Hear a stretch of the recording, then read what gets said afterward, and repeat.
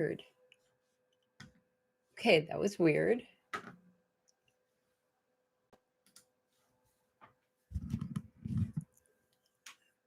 Goodness me. Hello, hello, hello, my friends. Jill Osborne, Interstitial Cystitis Network. It is time for our National IC Support Group meeting. Just trying to get all the computers set up here. There we go. There is that. Alrighty then. Are we good? I think we're good. I can just get Facebook all set up here.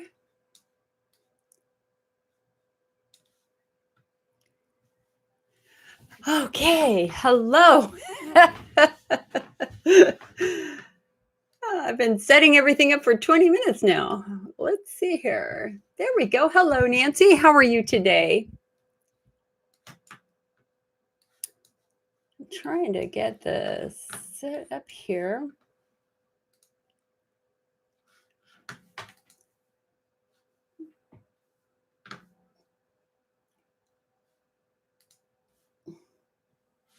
Why is that doing that? Hello, Facebook. All right, you guys, Jill Osborne, IC Network. I am the president and founder of the IC Network. It is time for our National IC Support Group meeting. I try to do these every Sunday when I can. My purpose in doing these meetings is to make you so strong, so knowledgeable, so informed that no one can ever mess with you. I will tell you I have a sick parent in another room, so I'm going to have to be checking on her occasionally. And so let's see at Facebook. What are you doing? Stop it. Stop it, stop it, stop it. All righty then. Okay. Hi, Laura. Hi, Sheila. Okay. All right. Hi, Sheila. Nice to see you. Here, give me 1 sec. Let me just go check on her real quick. Hold on.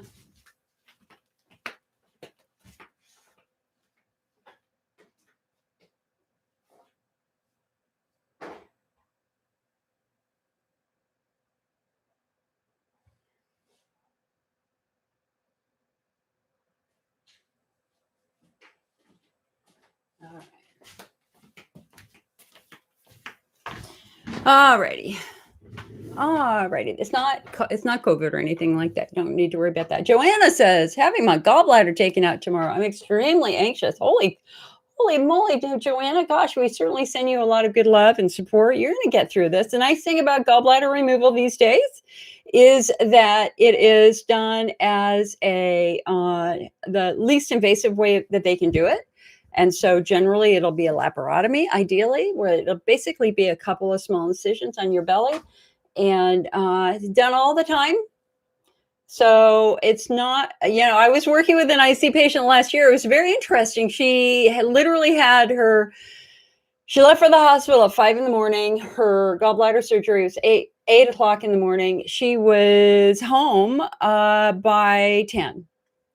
Like it was that fast. I was shocked, because when my mom had her gallbladder taken out 30 years ago, gosh, she was in the hospital for a couple of days, but it was a big abdominal incision. They don't do that now. Hi, Corrine from Belgium. Nice to see you. Hello, Leanne. Corrine, I hope you guys are doing okay with the heavy rains and stuff. I hope that's passed. Leanne says, Leanne is having a bad day. She now has a kidney infection from a stent, and you're very sore, but oh, honey. Big giant hug to you. Ruth says, can IC start when abnormal cells are lasered off? Please, Ruth, where did they laser abnormal cells off of your bladder wall, or did they label them off of your cervix or your vagina? You have to tell me a little bit more. All right. Okay, guys. So here's the deal. My purpose in doing these meetings is just make you so strong, so knowledgeable, so informed that no one can mess with you again. I don't want anybody being able to tell you or telling you that this is all in your head, or that this isn't real, or that there are no treatments. I could not be farther from the truth. In fact, this is real. The United States government has put $100 million into IC research, actually significantly more than that now. They would not do that if this was not a real condition. I will tell you, it is a real condition. But it is, in fact, a mysterious condition, because while a patient is demonstrating Typical bladder symptoms are frequency, urgency, pressure, pain. You have pain as your bladder fills with urine that is relieved by urination, or you may have pain after you're done peeing. We're kind of long past the days of thinking of this as an incurable bladder disease. We don't do that anymore. We think of this as a pelvic pain syndrome. Why? Because other structures outside of the pelvis are often involved. And this is where Western medicine kind of fails the typical pelvic pain patient, because doctors like to stay in their sandbox, right? Doctors like to stay in the area that they're trained in. So urologists stay in the urinary tract, gynecologists stay in the reproductive tract, gastroenterologists stay in the bowel. What they don't do necessarily is look at relationships, because here's the harsh reality. The pelvis is a small confined area filled with a lot of structures. And they do not operate in isolation. They do not operate in isolation. They influence each other. And so let's look. Oh, and by the way, I've been trying to get a male model along with my female model, and they're actually really hard to find. So guys, understand that I'm really thinking of you too. Okay. So if we look at a typical pelvic cavity, so hello, pelvic bone. Right? Your pain is normally right above your pelvic bone. So let's just go ahead and put some structures in here for a woman. We're going to put in a uterus and a vagina. We're going to put in a bladder, right? Here's a bladder. And we have bowel that we can put in there. So there's a lot happening in this small area. You've got skeletal muscles that help you move your legs. The pelvis can carries the weight of your torso with these big giant bones, your hip bones. It deflects the stresses of when you're walking or running. So you've got muscles that are going up into the pelvis. You've got muscles that are coming down into the pelvis. We got blood vessels. We got nerves. You name it, we got it. This is a really busy part of the human body. And the reality is that none of these operate in isolation. They tremendously influence each other. And how do we know that? Because when we follow the nerves merge.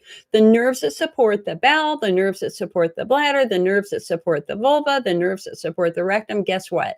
They all merge up at the spinal cord and they influence each other. But the other way that they influence each other is just with blood flow. You know, they do not operate in isolation. So here you've got all the symptoms of pelvic pain or UTI. And your diagnosis is often dependent upon what doctor you go to see first. So if you go to a urologist is going to say, well, it's probably a UTI. If you go to a gynecologist might say, well, maybe it's an ovarian cyst, or maybe it's a yeast infection. How many of us have been diagnosed with yeast infections, right? You go to a gastroenterologist, they might say something else. And so what you have to understand is that while you have the symptoms of frequency, urgency, pressure, pain, that does not necessarily mean that your bladder is a fundamental issue. That's only the language your bladder knows. The only way that your bladder can tell you that there's a problem is with these symptoms of frequency, urgency, pressure, pain. So could it be a UTI? Yes, we all immediately thought we had UTI. But guess what? An injury feels exactly the same way. Frequency, urgency, pressure, pain. If you're going through chemo, the chemicals of the chemo are going to damage your bladder wall. What do you have? Frequency, urgency, pressure, pain, right? If you get stabbed or you have a bullet wound in your bladder, what are your symptoms? Frequency, urgency, pressure, pain. So you got to get the concept of infection out of your head, because other things cause these symptoms too. But what else causes frequency, urgency, pressure, pain? Well, if you're a woman, if you have a fibroid tumor pushing on your bladder, guess what? That can cause frequency, urgency, pressure, pain. If you have a torn ligament that has rotated your vagina, which we talked about before, that was a new case study that came out, that could cause frequency, urgency, pain, and that could even cause Hunner's lesions. If you have a Tarlov cyst off of your spinal cord, that could cause frequency, urgency, pressure, pain. So we have really exciting things that have been happening in the last couple of years, because we're kind of, and especially for those patients who have been doing Elmeron for years and never gotten better. Now we know why. Because for many of us, myself included, we have perfectly healthy bladder walls. It's really not our bladder. It's our pelvic floor. or it's something else, or it's another structure that might be hindering or hampering normal bladder functioning. Um, for some patients, IC begins after trauma, physical trauma. You have a baby, you fall on your tailbone. And you don't necessarily, or let's say you just fell on ice. You just went splat right down on your tailbone or right down on your glute muscles. Okay. And the next day you have the symptoms of frequency, urgency, pressure, pain. Well, you don't remember the fall. You're calling your doctor. And the doctor goes, "Oh man, you know what? You must have an infection. Let's just go ahead and throw some antibiotics at you." You take antibiotics for a period of time. They don't work. You call the doctor. You go and say, "Doc, hey, I still have these symptoms." Doctor says, "Well, let's do a culture. Come on in." And while you're doing the culture, they're going to throw antibiotics at you anyway. The culture comes back negative. Uh-oh. Okay, what do you do? The doctor goes, "Well, maybe you've got overactive bladder, this really kind of weird nerve condition that makes you pee more." So they throw overactive bladder medications at you, ditropan, Detrol. They don't work. You go back to your doctor. Say, "Doc, I have pain now, and I have a lot of pain now." And the doctor goes, "God, I hate to break it to you, but I think you've got interstitial cystitis. It's incurable bladder disease. You're going to have to learn to live with it. You're going to have a lot of pain." And they throw Elmeron at you, they throw the diet at you, and they send you on the way to tell you to come on over to our website, read about it on our website. And then you, because you're a good patient, you take the Elmeron, you follow the diet. But guess what? 6 months later, you might not be better. A year later, you might not be better. 5 years later, you're not fit. You're not fixed. You still have frequency, urgency, pressure, pain. Or it's a sweet little old lady that I was working with in Ohio who put her entire life savings into buying Elmeron. And I asked her, "Did it ever work?" And she went, "No." And I went, "Why did you keep taking it?" And she said, "Because I didn't know there was anything else." Here's the reality. If your symptoms began after a trauma, it's not your bladder wall that's damaged, it's your muscles that are damaged. And damaged muscles become tight. And tight muscles are devastating in the pelvic cavity because they start restricting blood flow. If your bladder normally gets 24, 28 units of blood a day, and now it's only getting 10 units of blood a day, is it going to be healthy? No, it's not. It's going to be deprived of oxygen and nutrition. We call this ischemia. Ischemia. Our therapeutic priority for patients whose symptoms began after some sort of physical trauma is to restore blood flow. You could be fighting your bladder symptoms. You could be doing bladder symptom therapy. You could be doing other therapies. But until you restore blood flow, it's going to be very hard for those structures in your pelvis to be healthy. It is what it is. So today we are doing something called subtyping. And let me just offer this in a slightly different way. If you were to come to a support group meeting and you actually hung out with patients, the diversity in this patient community is nothing short of astonishing. Because for some of you, it begins in childhood. For others, it begins after menopause. You're both diagnosed with IC, but are you the same? No, you're not. For some of you, IC begins after having a baby, while for others, IC begins after chemotherapy. Are you the same? Holy hell, you're not. And when we look in the bladder, that's when we really see the differences, because for some of you, your bladder is perfectly healthy and normal, like me. There's nothing physically wrong with my bladder. My bladder wall is healthy, other than now I'm getting a little bit older, right? So for a lot of patients, your bladder is fine. They look in your bladder and there's nothing wrong. And there's nothing worse than you having a cystoscopy and the doctor going, "Oh, well, you look fine to me. I don't see anything wrong." And they send you on your way and you're in pain. Why are you still in pain? Because there's something outside of the bladder that's part of the problem.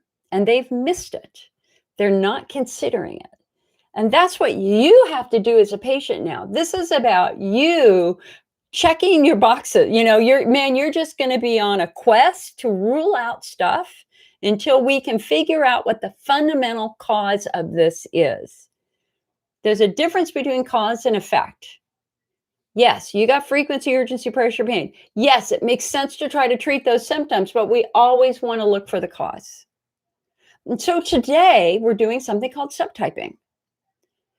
And internationally, there's two very clear subtypes, bladder-centric and beyond bladder. So if you've got visible bladder damage, Hunner's lesions on your bladder, you are in your own unique group and you need your own unique therapies. But if your bladder is healthy, or if they find other things going on, you're in the beyond bladder group. That there's something beyond your bladder in your pelvic cavity that is triggering some of these symptoms. So, what could those be? And that's when we get into the subtyping system that I use, created by Chris Payne. We've got 5 core variants for IC.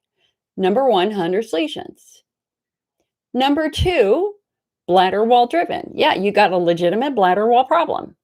It could be chemical irritation because you were drinking way too much diet soda, or you're gone through chemotherapy. Or it could be estrogen atrophy, that as you get older, your bladder doesn't have the estrogen it needs to produce that nice thick coating of mucus that normally protects your bladder wall. Or you could have a chronic infection. Yes, you could have a chronic infection. But the question is, what kind of infection? It could be bacterial, sure. But guess what? It's often fungal. And it was our own US National Institutes of Health who made that discovery 6-7 years ago, that many patients who are flaring because they have fungus in their urine. Fungus in their urine. Okay? IC subtype 3, pelvic floor driven. So these are the patients, normal bladder walls, but they got muscles so tight it is screwing everything up. It's a ripple effect. Muscle tension that is now compromising blood flow, which is now compromising nerve function, which is now making the nerves sensitive throughout the pelvis. We call that, the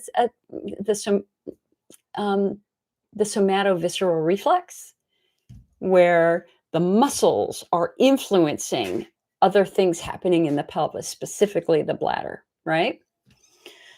IC subtype 4, pudendal neuralgia. These are patients whose symptoms are not being driven by their bladder wall or by their muscles, but by nerves, by a nerve issue, that they've got some sort of nerve dysfunction going on. So if you've got PGAD, this weird arousal sensation that hurts, if you've got pins and needles when you sit down, if you've got pain when you sit down that goes away when you stand up, if you feel a fluttering or vibration, guess what? You have pudendal neuralgia. That has its own unique therapies. And then the last subtype is something called central sensitization chronic overlapping pain conditions.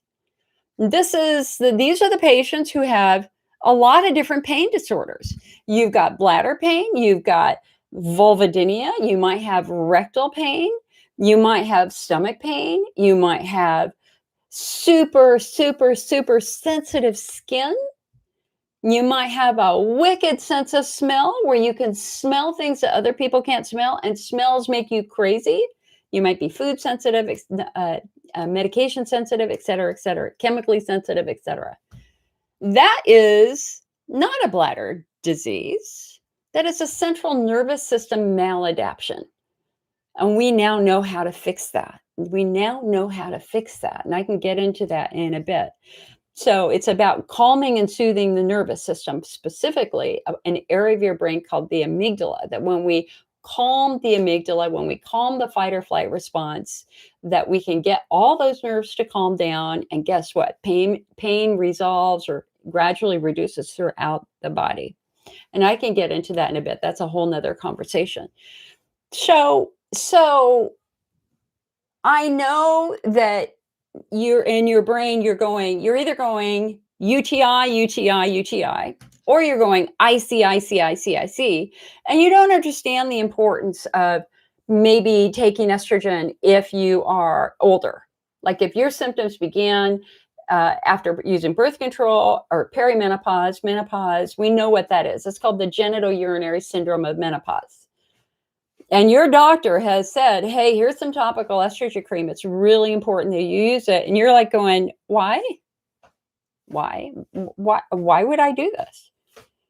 And worse, you use it and it burns and you never use it again because the doctor doesn't take the time to explain to you that estrogen will help your bladder wall. It will help the cells in your bladder wall produce that nice thick coating of mucus. So, and then others of you, you're IC, and they go, hey, hon, you need to go to pelvic floor physical therapy. And you go, why? And you don't really understand. But you do. You go to physical therapy once, they touch you, it hurts. You're like going, oh, hell, I'm not doing that again. I don't want to do something that hurts. Well, the reality is if they can touch a muscle and trigger your pain, that is fantastic news. That is what I call your hallelujah moment, because that means they found it. They found it. And you have to remember that as long as you have muscles that are tight, as long as you have trigger points, nothing in your pelvis is going to be as healthy as it could be. So this is about a totality now, right? We're now trying to understand the totality of the influences on the bladder, that it's not just a bladder disease, which kind of gets us to, the new book that we released a month ago called IC 101, It's Not Just a Bladder Disease. And our goal with this book took us 2 years to do this. And we're getting closer to Amazon. I've got a Kindle specialist working on it now, working on the Kindle because I just couldn't do it. This book is ideal for patients who are newly diagnosed because it will walk you through the subtypes so that you don't waste your time doing things that would be irrelevant. Like, for example, I was working with a gentleman from Ireland. And if you're watching, yeah, hello. This great coaching with a nice gentleman in Ireland. And what made him very, very unique is that he slept through the night. He had no problems at night. He slept through the night. And it's like, then dude, then you don't hit the IC button, because most patients with a bladder wall issue can't sleep. You're up every 20, 30 minutes urinating.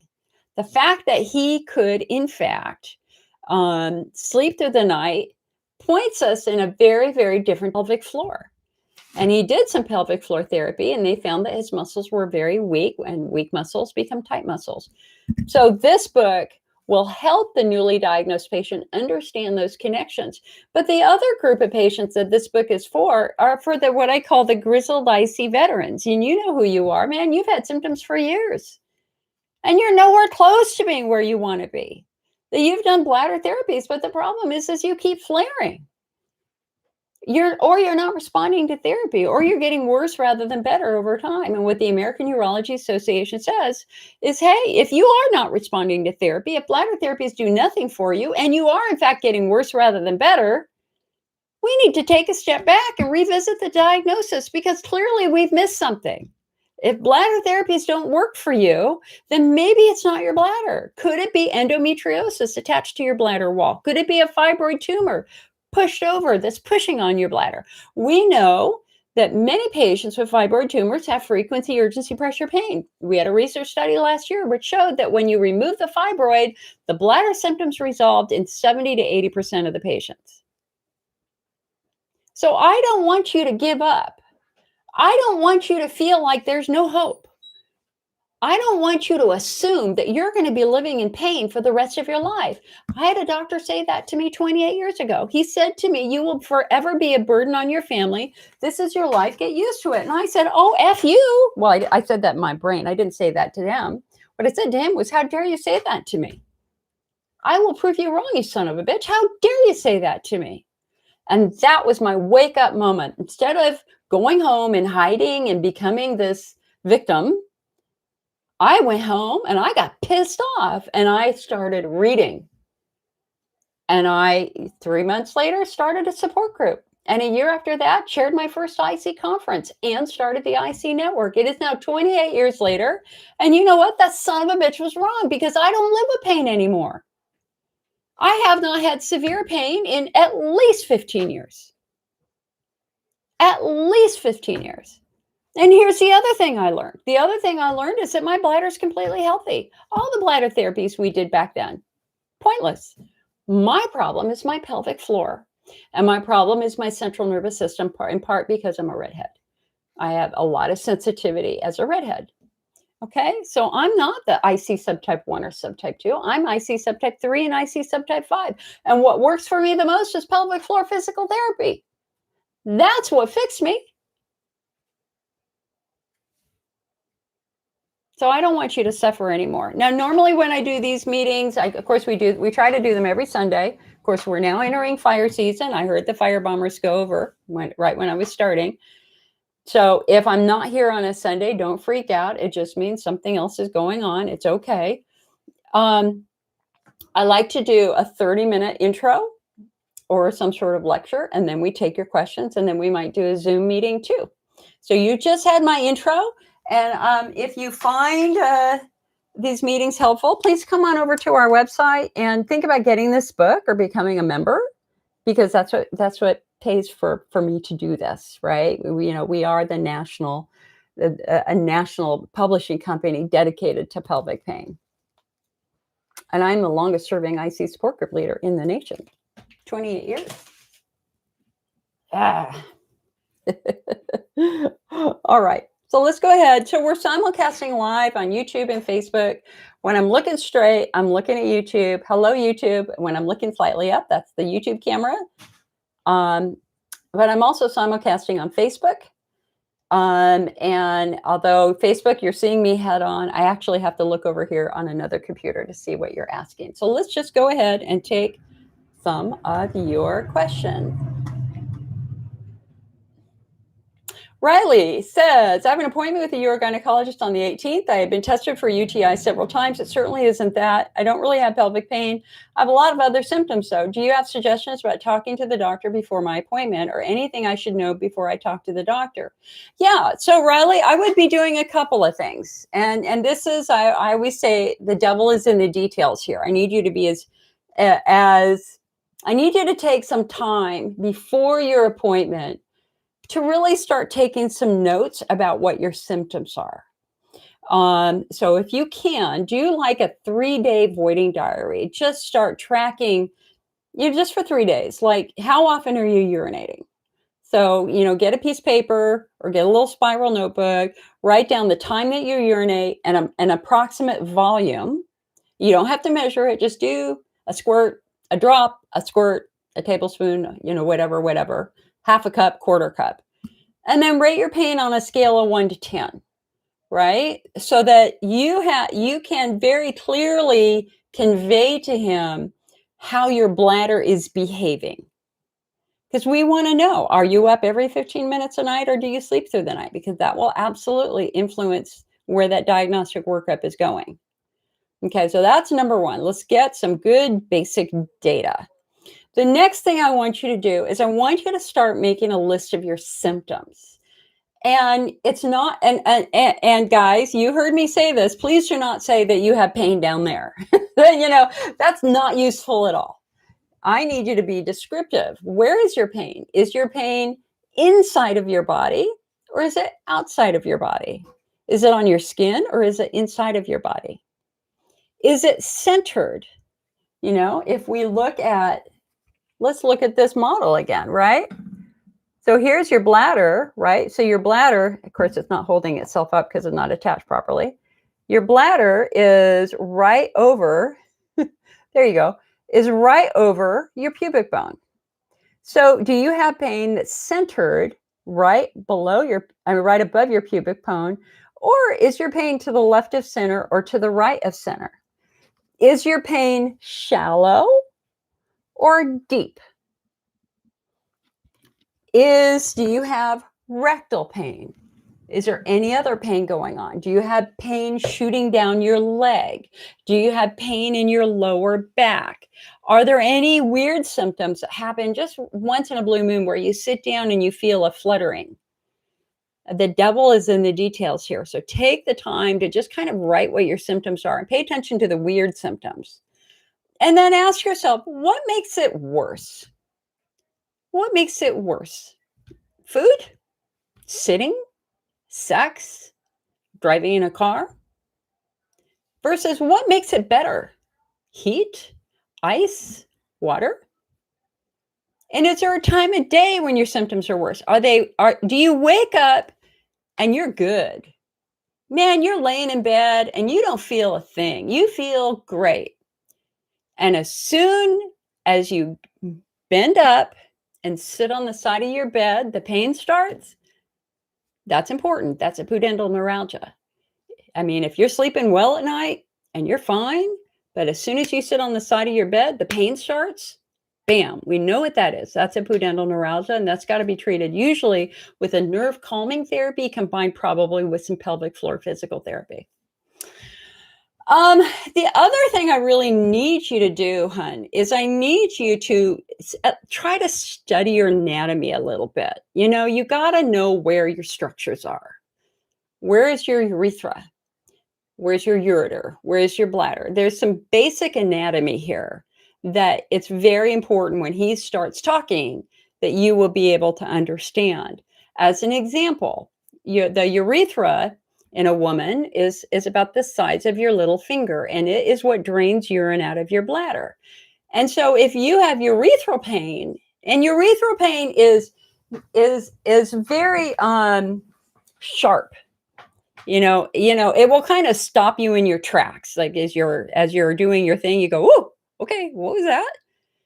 Um, um, Urethral pain is often due to estrogen atrophy, but it's also could be an infection of a gland halfway up the urethra, or it could be a sign of UTI. Another thing we want to know is, do you have fever? I mean, fever would be suggestive of infection. You've had several UTI tests. That's good. But if they don't find anything else wrong, it would be fascinating to know if maybe they checked you for a bacterial UTI, but they test you for a fungal UTI. If you flare when you eat sugar, then that tells us that you might have a candida infection. So come on over to our website. I know I've got a lot of stuff in the background here, icnetwork.org. And there's a section on preparing for your appointment. So go through that too. There's a nice checklist in there. Zelda said, speaking of candida, my nurse practitioner found yeast growing and I'm being treated. Could that be the end? Yes, it could be the end. Sierra says that she's in a lot of pain. Hello, Sierra, honey. Big giant hug to you. Zelda says, you seem to be somewhat better, but do feel still like I get some muscle pain. I guess the next step is physical therapy. Absolutely. You guys, now listen, if you have tight injured muscles, the odds of them going away on their own are slim, right? I mean, let's just say you fell and you're young, well, your body's quite resilient and maybe it will relax. But as we get older, things start to get a little bit less resilient, and you may have had muscle tension for a long period of time. And it's not like it's just going to magically go away one day. It requires hands-on work. Hands-on work. And this is a challenge because some people are really surprised when a physical therapist wants to put their finger up your hoo-ha, right? But guess what? Look at these pelvic floor muscles. Look at these pelvic floor muscles. They're inside of the bone. You can't reach them from the outside very easily. You have to go internally. Okay, here, hold on. Is she up? Up, everything done. Oh, good. How's she feeling? Better? Yeah. Good. Okay. All right. So if you are going in for a pelvic floor examination, I mean, obviously what they're going to do is they're going to look at your legs, look at your back, look at your core. They're looking for muscle tension patterns. Hopefully they will have you walk up and down a hallway so they can see how you're walking, because if you're walking weird, that can affect your pelvic floor. But eventually they're going to have to use their finger, and they're going to put their finger up for women up their vagina, and for a man in the rectum, and they are going to touch muscles.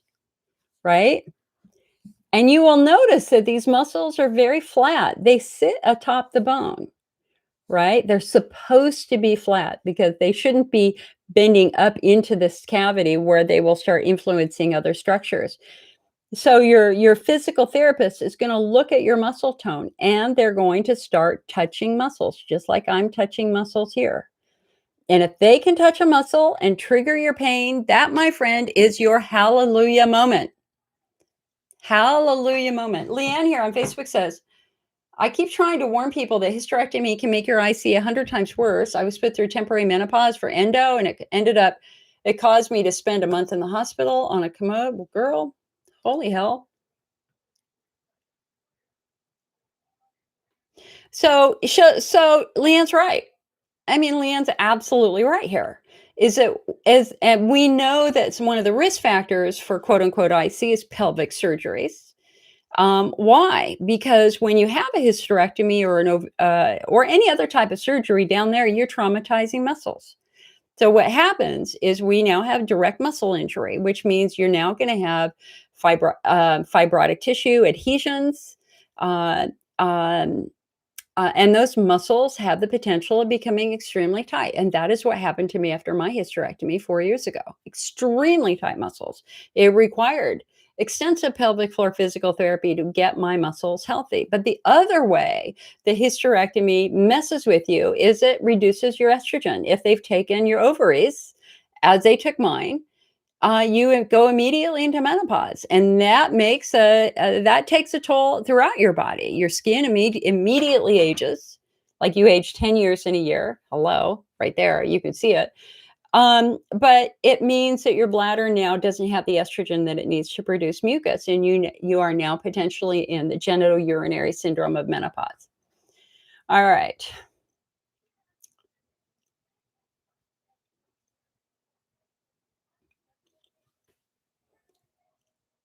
Yeah, Zelda, I'd be more than happy to talk with you on the phone. More than happy. I do that every single day.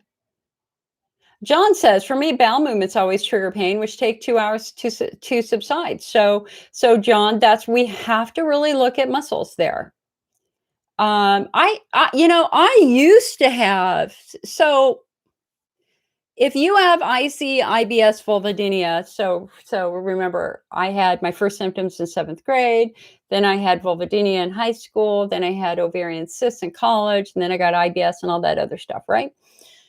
And I went through a period of time where I had very, very severe cramping associated with bowel movements. It took a while to figure out the foods that were causing that cramping. But there is a condition called proctalgia fugax. And Dr. Jerome Weiss talks about that in this book, Chronic Pelvic Pain, Breaking Through Chronic Pelvic Pain. Proctalgia fugax is basically a very strong rectal spasm that will last for an hour or two. Here it is. The term proctalgia fugax may sound somewhat comical, but believe me, the problem it designates does not make its sufferers laugh. Proctalgia, let's see, we don't need to do that. Proctalgia is the Greek derivative that denotes pain in the anorectal area, and fugax means fleeting. So when you experience this stunningly deep anorectal pain, fleeting is what you pray for, and wiped out is how you are likely to feel when it ends. The upside is that these attacks are usually brief, and they generally subside as one gets older, rarely occurring after the age of 70. So it can be recurring in the rectum. It can last from seconds to minutes.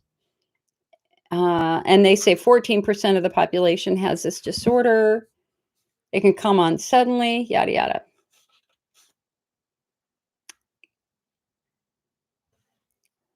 So he says, what causes this?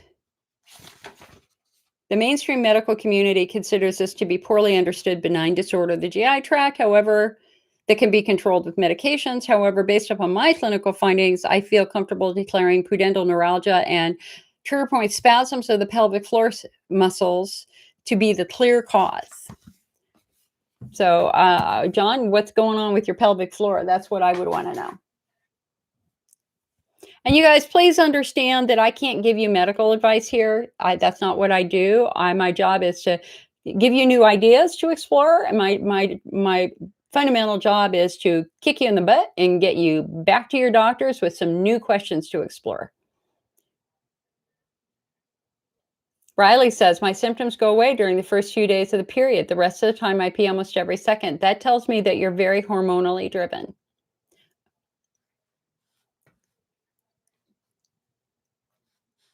All right, let's go to Facebook here. Woohoo! Guess what? Thank you, Joanna and Joyce, for sending me stars. I appreciate that. So Denise says, could fungus be related to the fungus found in my sinuses? Yes, absolutely. Candida infections can be systemic. In fact, drug-resistant Candida infections are named one of the top 10 threats to humanity by the Center for Disease Control, and they do kill people. You see a lot of drug-resistant Candida in hospitals. Vera says, can you go from subtype 1 to subtype 3? Absolutely. Absolutely. Subtype 1 Hunner's lesions, and here's the deal, because your bladder's screaming in pain because you have lesions, your muscles are going to get tight to protect you from that pain. That's entirely out of your control. That is subconscious. So the odds are, if you got Hunner's lesions, you also have tight pelvic floor muscles. But we know why. We know, it's kind of like the chicken versus the egg dilemma, which comes first, the chicken or the egg? And for us, it's which comes first, the bladder or the pelvic floor. So if you've got Hunner's lesions, that's your fundamental issue, and your muscles are getting tight because you're in pain. If we calm and heal the lesions, the odds are your muscles will improve, but you might need physical therapy too. Elizabeth says, I need to learn more about the chemical sensitivity. Oh, you guys, this is so frustrating because you guys are so busy on Facebook that it's not letting me scroll back to your questions. So I'm 16 minutes behind, 16 minutes behind on Facebook, and I've lost everything before that. So if you asked a question and I missed it, please ask your question again.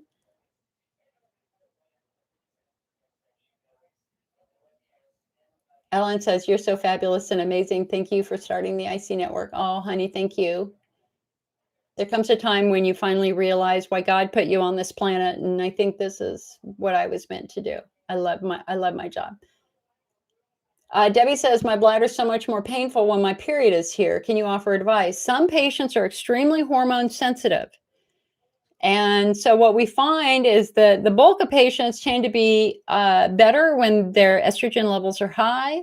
And then when their estrogen levels are dropped, their bladder wall becomes more sensitive. Thus, bam. But other patients are exactly the opposite.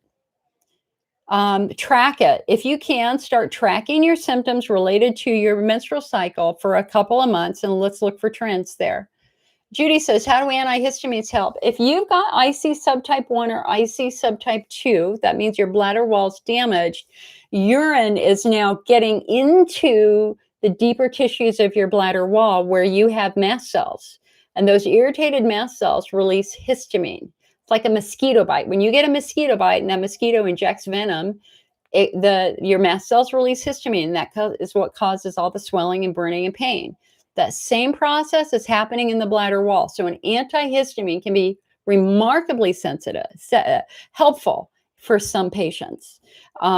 Generally, it's hydroxyzine, also known as Atarax or Vistaril. That is the antihistamine that's used.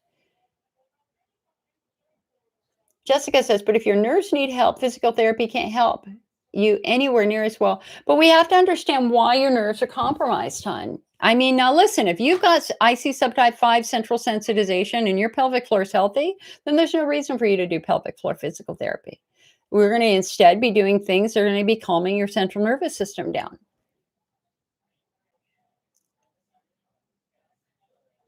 Heidi says, taking a continuous birth control pill has been really helpful. Yeah. Chandra says, how do I join the support group? I think I have a bladder wall problem. You can just come on over to our website, icnetwork.org. And the website's free for everybody. You don't have to pay to use the website. It's the largest archive of IC information in the world, and it needs to be updated with more information. And then you can, to become a member, just click on our shop and you can pick a membership if you want to do that. Members get our magazine, the IC Optimist, as well as cookbooks and all sorts of stuff like that. Our summer issue is at the typesetter right now. I hope it will be done. I think I'll be doing my final proof tomorrow. And hopefully we'll have it from the printer by the end of the week. Jen says she has pain that's low to the left and deep. Pelvic floor, my friend, pelvic floor. That's not your bladder. That's probably your pelvic floor. I'm thinking piriformis muscle. It kind of depends upon the location. So remember, you've got three layers of muscle. So if a finger were up your vagina right now, the deeper muscles are up at the top, then you got mid-level muscles, then you got shallow muscles.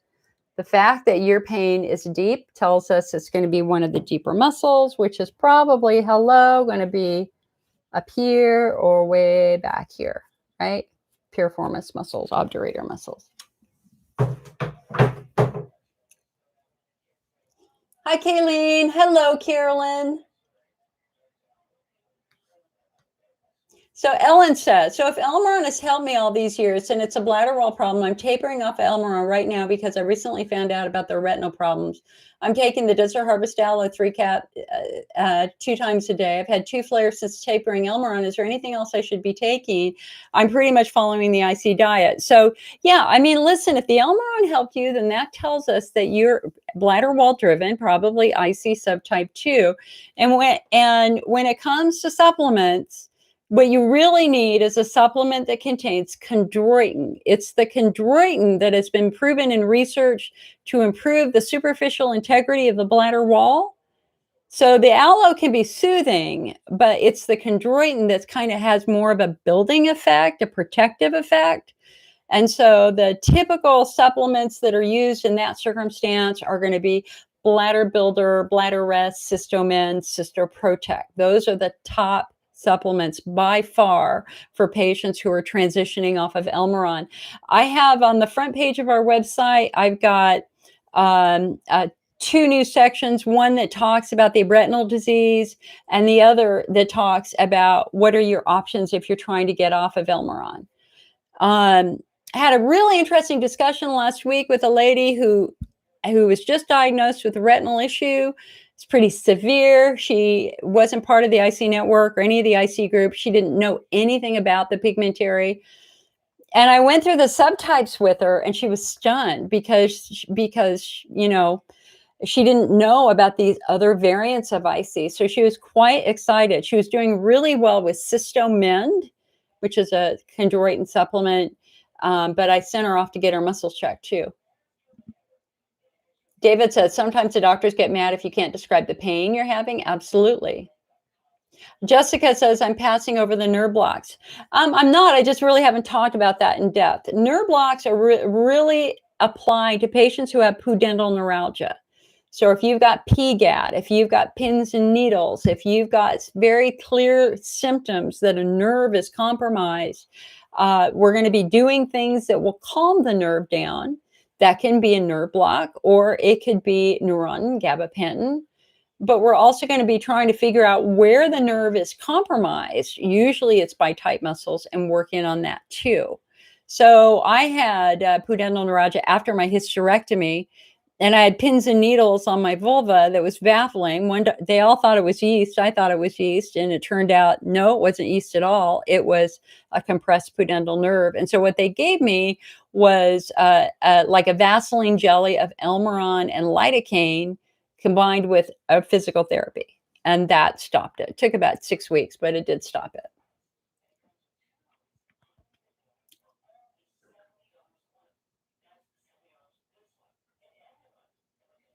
Yeah, it's really sad about the Elmeron guys, but it is what it is. The research is undeniable, regardless of what certain people might say who are more invested in Elmeron as a therapy. You've got research from researchers around the world who have confirmed now that pigmentary maculopathy is indeed happening in patients who use Elmeron. Not all of them, but a good portion of them.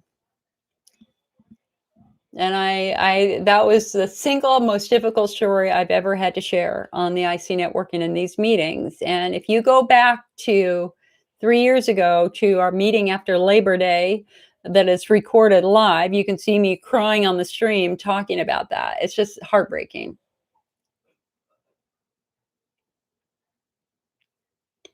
Pamela says that she's in horrible pain today. Stress is terrible on IC. That's true. Stress is rough. Stress, when you're under stress, a couple of different things happen. Your brain goes into fight or flight. And when that happens, your brain will naturally intensify your pain and you will feel worse. But your muscles also get tight and that starts to restrict blood flow. So you got 2 fundamental things happening. Your brain is on overdrive in fight or flight, which is absolutely changing your changing the sensation of pain and making it more intense, and your muscles are getting tight. And so it's very important we have good mind body medicine, my friends. When you're under stress, you got to go outside, deep breathe, take some deep breaths, do a typical, mind body medicine technique that will turn off that fight or flight, that will start calming some of that pain down. Sheila says, "Oh, you guys, you're talking about the lawsuits. I agree. There's a website, elmeronlawsuits.org. The reason why the lawsuits, I think, are particularly relevant right now is the Emory Eye Institute. They're the ones who made the first discovery. So it wasn't the IC network, wasn't anybody. It was retinal specialists who were treating a bunch of IC patients, and in their workup, they ended up associating it with Elmeron use. They did their due diligence, and they went back into the early research with Elmeron. And guess what? In that very first big study that led to the FDA approval, I think 2,500 patients were in that study, they found eye side effects. This was in 1996. The missing piece, though, is that they didn't tell patients about it.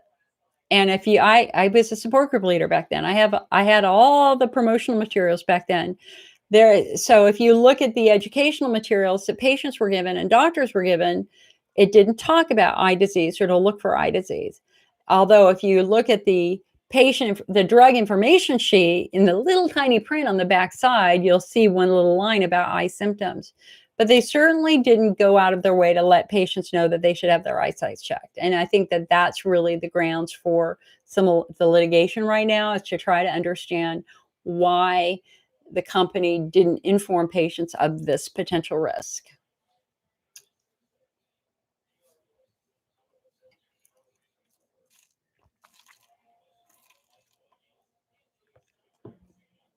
Okay, so Nancy says, what physical therapy am I supposed to ask for? They sent me to a physical therapy nurse who put a sensor in my vagina and did breathing exercises. That 6 weeks treatment made me more worse than I'd been in 20 years. Now my muscles are too tight. Not sure why they sent me to that PT. That's, honey, that's so important, because basically the odds are you were working with a physical therapist who works with incontinence. The best pelvic floor physical therapy is a finger. It's not a wand. Yes, they can put a sensor in your vagina so that you can recognize when you're relaxing the right muscles. But ultimately, in the end, it's about somebody. I mean, let's say you've got a trigger point in your levator ani right here, a muscle knot. Okay, a wand isn't going to fix that. What's going to fix that is somebody rubbing that out or pressing on it. If you get a muscle knot in your back, what do? You go to a family member or friend and say, push on this knot, please. Normally, when you push on a muscle knot, it releases. Well, that's what they have to do in your pelvic floor if you have trigger points. So the most successful therapy is hands-on therapy. If you go to a physical therapist and they only use a wand, they have not been trained. You can check our website. We have a doctor database on our website that includes physical therapists. And there are a couple of other great databases on the internet of physical therapists trained in pelvic floor.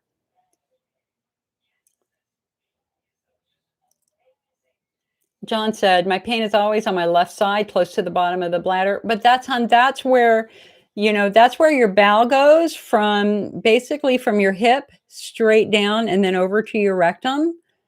And so you're probably having the same bowel spasms that I was having back then. And what I found for me is that there were certain foods that caused spasms for me. Specifically, it was chocolate and oatmeal. I am oatmeal sensitive. Go figure. Riley says, my symptoms go away okay, hold on a second. Zelda says, thank you for the Dandy Blend. I absolutely love it. So for those of you who can't drink coffee, we've got this fantastic herbal coffee called Dandy Blend. I do it every day. I make frappuccinos with it. It's fabulous. Called Dandy Blend.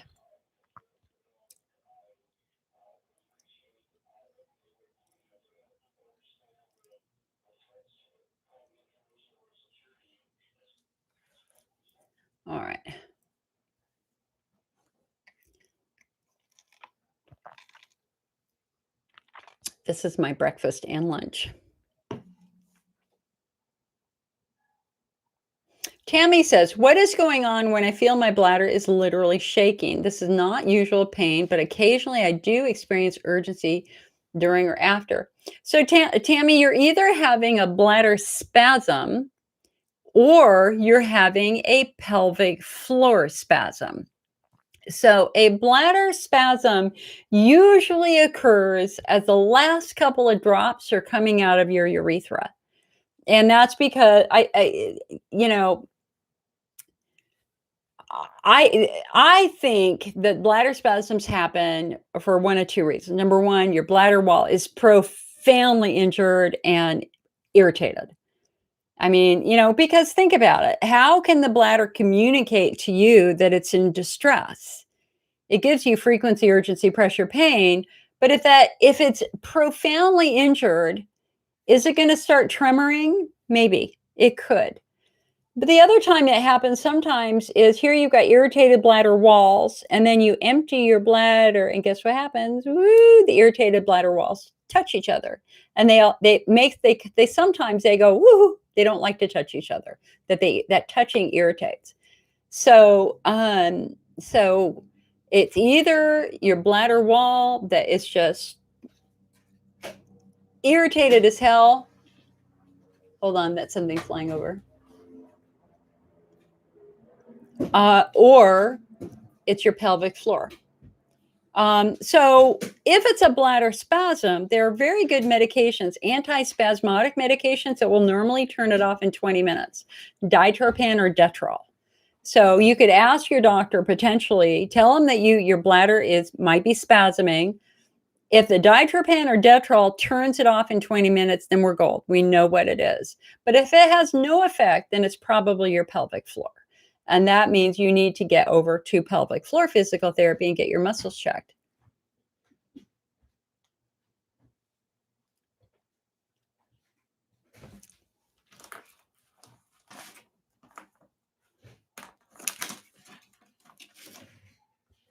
Here, guys, hold on a sec. I got to look at something real quick. We are in fire season. And whenever the planes are flying over, we have to look.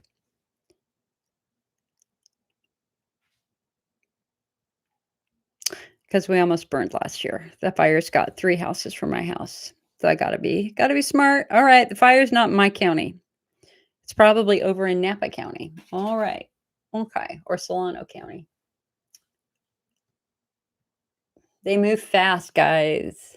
You got to understand, these fires move fast. A fire 10 miles away could get to your house in 2 hours. So there's an overabundance of caution right now.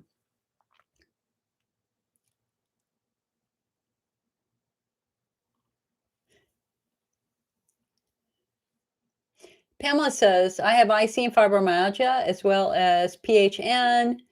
I worked so hard on myself, completely changed my diet, exercise, started treating myself holistically as much as possible, lost 50 pounds. I felt like I was in hell. I still couldn't get better. I'd even heal lesions in my bladder.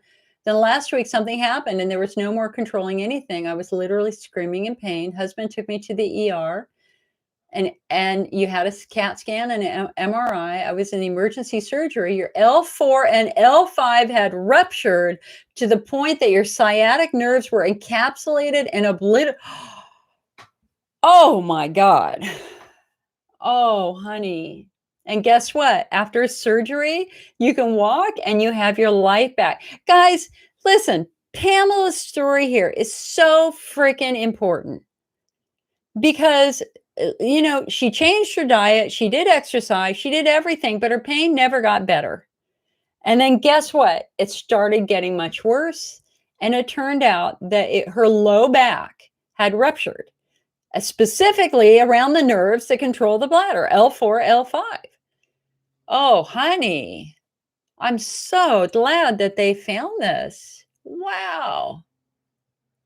You're not bragging at all, girl. This is a very, very important story to share. This is the type of story I want patients to share on our IC Awareness Month website. IC Awareness Month is starting in a month. I can't believe it's August 1st. All right, that's crazy.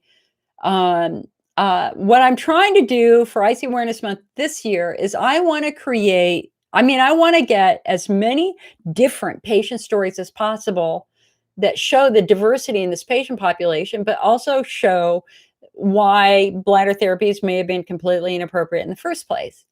I want you to understand that you're never going to stop. If you're in pain, do not give up. We got to take a step back and revisit the diagnosis. And in her case, holy hell, her L4 and L5 were really, really badly messed up. If you have pain shooting down your leg, guys, when you sit down randomly, you got sciatica. That means your piriformis muscle is squeezing that nerve. I had sciatica. I'm sitting here right now and my left butt cheek is vibrating slightly, right? Because I have mine fundamentally is my SI joint is messed up. So my piriformis muscles are too tight. And occasionally if I sit too long, they start pushing on that nerve and the nerve starts to vibrate. And if I sit longer, then I will end up doing more damage and eventually I will have pain. Jessica is saying wrong. Jessica, I don't know what you're mentioning. Tell me what's wrong, honey. I love it when people correct me. Please tell me if I've made a mistake. If you get the shots, you still need physical therapy. Absolutely. You should never stop physical therapy. If I said you should stop physical therapy, that's incorrect. If you've got pudendal neuralgia and you're doing nerve blocks, that's great. That might calm the nerve down. But what we have to do is, again, still figure out what is traumatizing that nerve in the first place, which is usually tight muscle. So you would never stop physical therapy until you have good blood flow. So Jessica, thank you for letting me clarify that.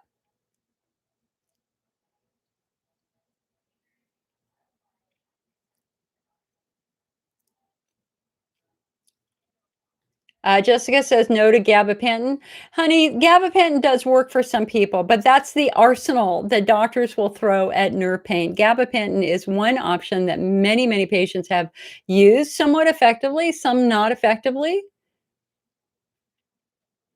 You know, my goal is to show as many options as possible. I try not to be particularly biased about a specific therapy. Neurontin, gabapentin is in the arsenal for calming nerves down. I'm not saying it's good and I'm not saying it's bad. It's an option. There are issues. You got to learn about the issues yourself. Samantha said, recently found out I was pregnant and I stopped taking Urabel and nortriptyline, been off of it for 4 days and I'm doing okay. Not super uncomfortable, but I'm uncomfortable in using the bathroom a lot more. I talked with my doctors and they said most likely I'll stay the same or get better until the last trimester.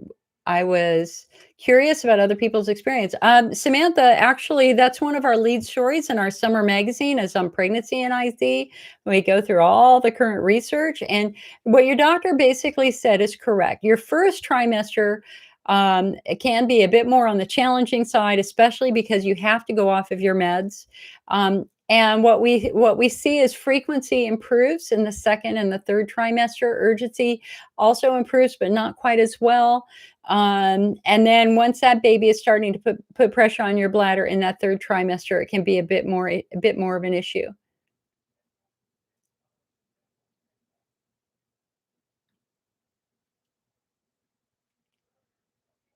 Tony says, do Elmeron installations absorb systemically? I've had 4 and I'm amazingly better. If the installation contains sodium bicarbonate, then sodium bicarbonate does improve its ability to transition through the bladder wall, which can then enter the bloodstream. Generally, the consensus is that topical bladder installations do not penetrate to any great degree throughout the rest of the body.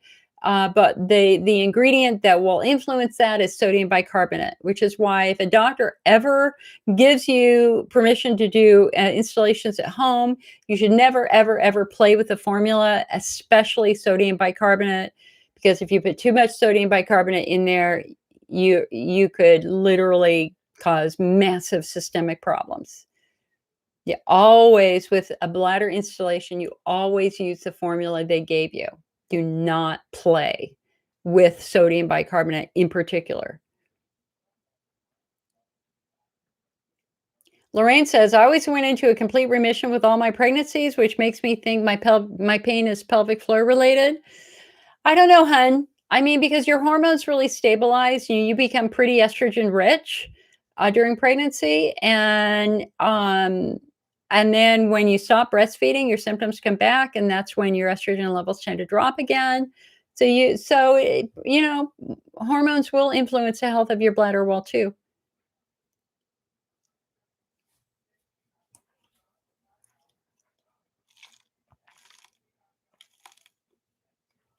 Sheila says, I have Elmeron poisoning in my eyes and I'm going blind, and Elmeron helped you. So again, on our website, icnetwork.org, we have a whole center on the Elmeron eye issues, but we also have transitioning from Elmeron so that you can understand what some of your options are, because getting off of the Elmeron is very, very important if you have visible eye damage. That is what all the researchers say. Gwen says, I have IC with Hunter's lesions. I have had multiple fulgurations and they return within a few weeks. Can you talk about the link between the BK virus and IC, if any? Yes. So, Gwen, the presence of Hunter's lesions are one of the kind of mysteries of IC.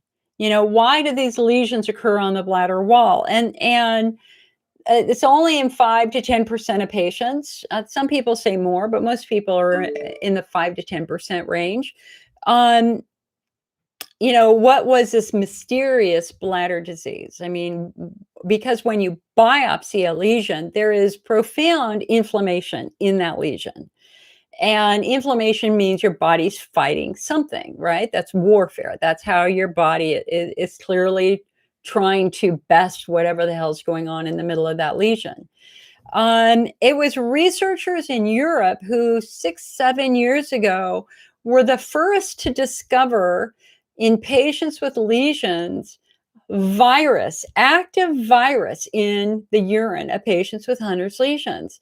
The virus they found was something called the polyoma virus, specifically the polyoma BK, B as in boy, K as in Kelly. Now, polyoma BK virus is part of the urinary biome. This is something we all have, and it's normally not active. But it turns out that if you are immune compromised, the polyoma BK virus can turn on. And what does it do? It causes wounding in the bladder along with profound bleeding. We call it hemorrhagic cystitis. And previous research studies have established a very clear connection between autoimmune issues, immunity suppression issues, and hemorrhagic cystitis.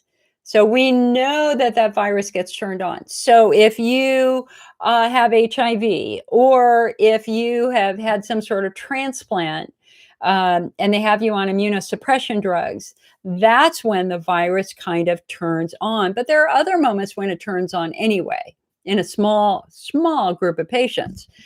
So anyway, they're the ones who found polyoma BK, and then they've had a couple of additional studies which have continued to support a viral theory for patients with Hunter's lesions.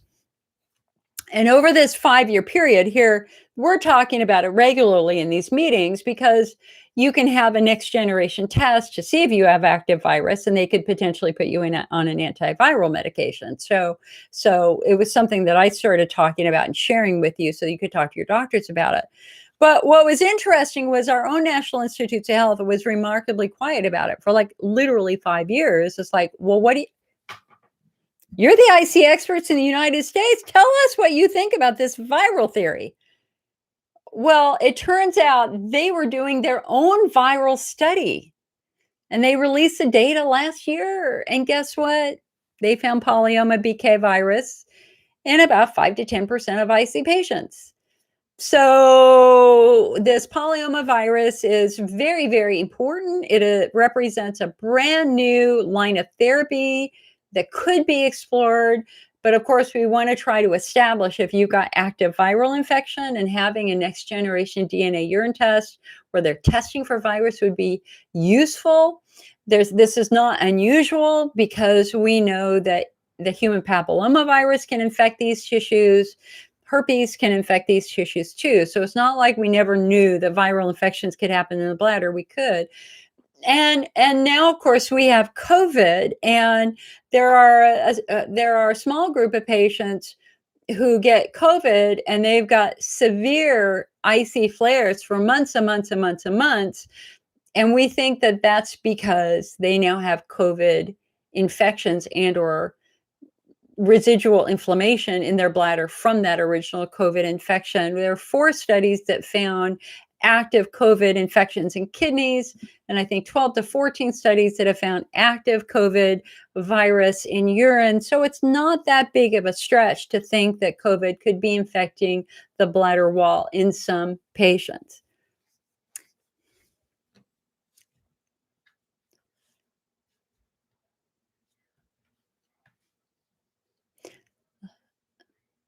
Lorraine says, I have pelvic floor dysfunction as well. I did pelvic floor physical therapy, which helped me a lot. I never realized how much I was clenching because of my bladder pain. I would love for my IC to go into remission. Molly says, I've been using a TENS unit on the inside of your ankle, and it seems to help relax my bladder. Molly, you're actually doing a variation of what we call post-tibial nerve stimulation. The nerves that go through the pelvis actually then split and go down each leg. And of course, interstem neuromodulation uses a mild electrical impulse to try to re-regulate those nerves. But so does the ankle stim, known as urgent PC, known as post-tibial nerve stimulation. And that's what I did years ago at UC San Francisco. And I don't know if you can see, you see that there's a little, I have a lot of freckles, guys, but see that there's a little black spot right there? And that's where they put a needle, an acupuncture needle as a vector to the nerve, and then they attached a TENS unit to it. And so if you're just putting a TENS unit right in this area, that has the potential also of stimulating that same nerve. You can read about neuromodulation and both forms of neuromodulation over on our website, icnetwork.org.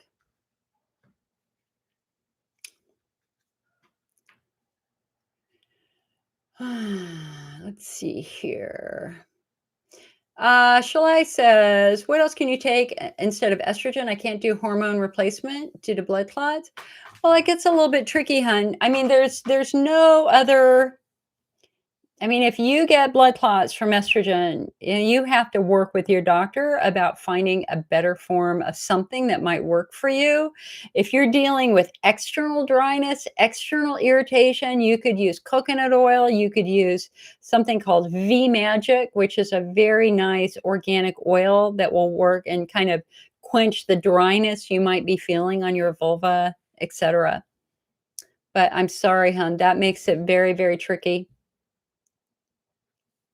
Sheila says, mine is on the right side, going down the right leg. Sounds like sciatica. Vicky says, can a bladder prolapse cause IC pain? Well, a bladder prolapse can certainly cause bladder pain, right? There's no such thing as IC pain. It's bladder pain, right? So if you have, so let's say this is your bladder. Let's see. Do I have one of my balls? I don't. Okay, well, let's just use this. Okay, so your pelvic floor muscles basically kind of hold your bladder in place, right?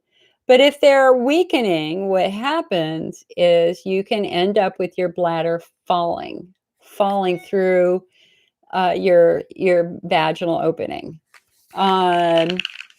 And the other thing that sometimes happens with bladder prolapse is it kind of bends over, right? You can get a kind of a ripple like that where urine collects on one side, and because it's folded over, the urine might not drain out very easily. You could get infection in that little pocket. And so it's not at all surprising that you would be having some bladder pain with a bladder prolapse. Ultimately, we have to look at your muscles. The goal here is you want to try to catch prolapses early.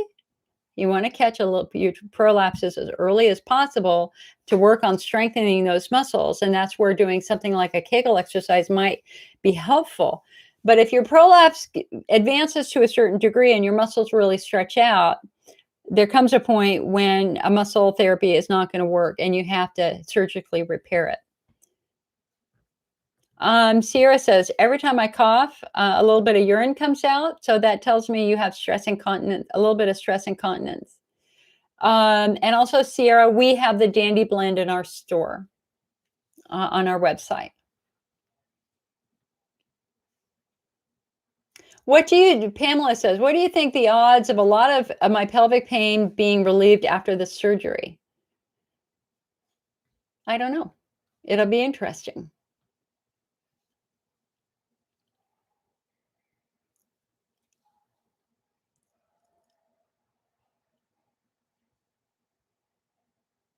Jen says, I have sciatica and degeneration at L5 and S1.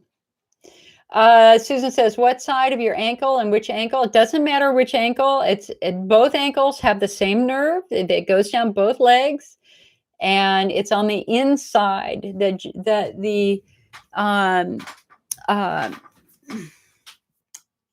All right. So here's my spot again, right there. And the way they measured it is it's 3 fingertips from the point of your ankle bone, right? And then if you'll notice here, it's actually like 1 finger length below the center of your leg. It's basically the SP6 acupuncture point. S is in Sam, P is in Paul, 6. So you can Google that and then work with an acupuncturist or your doctor to make sure you're doing it correctly. It should never hurt. If you're ever using a TENS unit and it's hurting, you're potentially hurting nerves. You should not do that. You should not do that. Nerve stimulation should never hurt. If it's hurting, you're doing it wrong.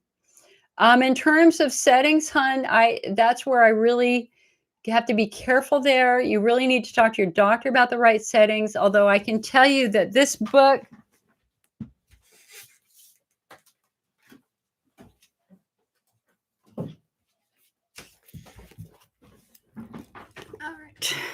Ending Female Pain by Isa Herrera is the book that actively talks about TENS units and where to position the pads. And what does she say here? TENS stimulation is a non-invasive, non-addictive, drug-free tool that helps many patients manage their pelvic pain. You'll have to get a prescription from your doctor to get a TENS unit. Prices can range from $50 to $1,000, so shop wisely. They're real cheap on Amazon, like under $100. Soft conductive pads transmit low voltage electrical impulses to areas where the pads are placed. These electrical impulses suppress pain by blocking pain signals before they reach the brain. Pain relief varies among individuals. For some, pain relief is immediate while the TENS unit is on. For others, relief continues even after the unit is turned off. Wearing a TENS unit can bring relief while doing your daily activities. Many of my patients wear smaller size 10 units that can be clipped on their clothes while working or traveling. Finding the right placement for your TENS is key to reducing pelvic, bladder, and lower back pain. Work with your physical therapist to find the right energy pulse setting depending upon the exact nature of your condition. Your therapist can also help with the correct placement of pads. And so I can just show you a couple of pictures. That's probably for the low back pain. Again, obviously over the spine. You have to be very careful. You got to do it the right way. You can see lower back or lower back in the top of the butt.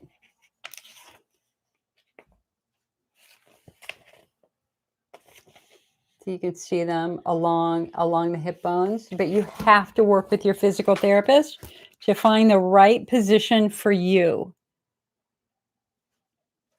You know, guys, you got to be careful with electrical stimulation and nerves. Please, please, please talk with your physical therapist. And this book, Ending Female Pelvic Pain, you can get right on the IC Network website. Okay.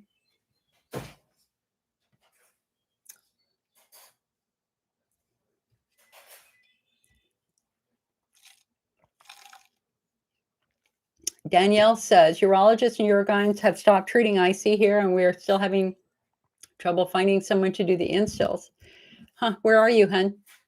Nancy says, I did that with sodium bicarbonate and caused the worst pain. Had to drink 10 bottles of water. Yeah, girl.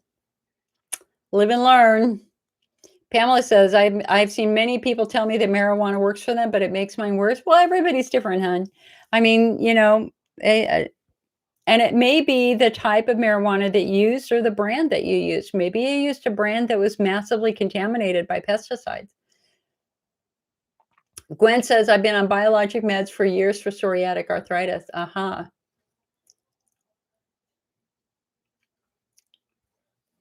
Pamela says, one trigger for me is smoke from a grill and meat. Okay. Yeah, that makes sense. That makes sense. Pamela says, my doctor said there was protein and blood in my urine. Do all IC patients have blood in their urine? Yeah, pretty much. I've always had microscopic blood in my urine, and I have a completely normal bladder wall. You know, if your bladder is sensing any sort of distress, now realize that when my bladder pain started when I was 32, I had a chemical injury. Plus, I was drinking a lot of coffee and tea and stuff like that. And so a chai tea was my thing back then. So, you know, your bladder really wasn't designed to hold high levels of acid for long periods of time. I mean, no, that's not true. Your bladder is designed to hold high levels of acid. I mean, but it was designed for the acid levels of 5,000 years ago. It wasn't designed for the acid levels of today. So if you are drinking a lot of soda, a lot of coffee, you have to understand that your bladder does not have the defenses for that over time, that eventually that acid is going to take a toll, and it's going to start to eat away at your bladder wall. And once that bladder wall is not healthy, or urine is getting where it's not supposed to be, your body sends white blood cells to the area. Your body thinks that there's infection, even if it's just Dr. Pepper. And so it rushes white blood cells to the area to try to figure out and kill whatever's infecting that area. And of course, it's not an infection, it's just chemical injury. The mystery, though, or the fascinating piece of this puzzle is the white blood cells are delivered through your blood vessels. And you got very, very tiny capillaries in your bladder wall. And those capillaries open and they release white blood cells and red blood cells. They have to release the white blood cells so that the white blood cells can find whatever the hell is irritating that tissue. And that's why we all have a little bit of red blood cell in our urine, you know, for those of us with urinary symptoms. Richard said, my IC improved after a round of vancomycin for an infection. How can that be? That means that for you, your IC could have been IC subtype 2 chronic infection. Or you have to remember too that antibiotics do have a nice anti-inflammatory effect also. So it's not, you know, again, chronic infection is certainly possible. It's certainly possible as part of IC subtype 2 bladder wall driven, but in many cases, it's actually not bacteria, it's fungus or virus. And that's where Western medicine, again, fails because your typical urine culture tests for bacteria. It doesn't even test for fungus. And again, it's our own federal research which found fungus in the urine of patients who are flaring. So if you're flaring when you eat sugar or carbs, that really points us to candida infections. Kristen says, what causes an increasing incontinence? Before I only dribbled a little bit after coughing and sneezing. Now I leak all the time and I can barely move without leaking. Well, hun, we always have to look at muscles. Muscles number one. As we get older and we start losing that estrogen, our muscles become weaker, and that can, over time, the muscles could potentially become weaker, or the sphincters that control how urine is released from your body becomes weaker. Or, maybe there's a neurological condition that's happening. It's important that you tell your doctor that you're leaking or dribbling all the time so that they can do the right workup for you, hon. We need to check your hormones and check your muscles.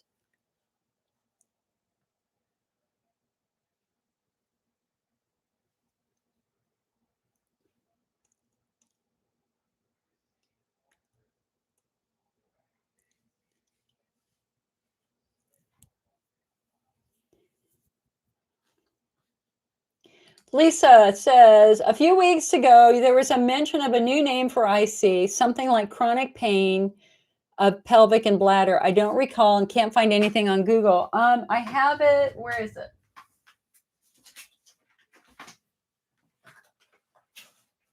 It is in the pelvic, it's in the newly released guidelines by, I think, the European Association of Urology, and they're calling it a primary. It's a weird name. It's definitely primary acute bladder pain syndrome, something like that. I don't know. I don't think it's going to be relevant for us at this point in time. In the United States, we just really, we are very invested in the name interstitial cystitis, even though it might not be the right name, because that's what Social Security has a ruling on. So we call it ICBPS, interstitial cystitis / bladder pain syndrome. I will tell you that our own National Institutes of Health calls chronic prostatitis chronic pelvic pain syndrome. They call IC / bladder pain syndrome. They call both of them a urologic chronic pelvic pain syndrome, also known as UCPPS.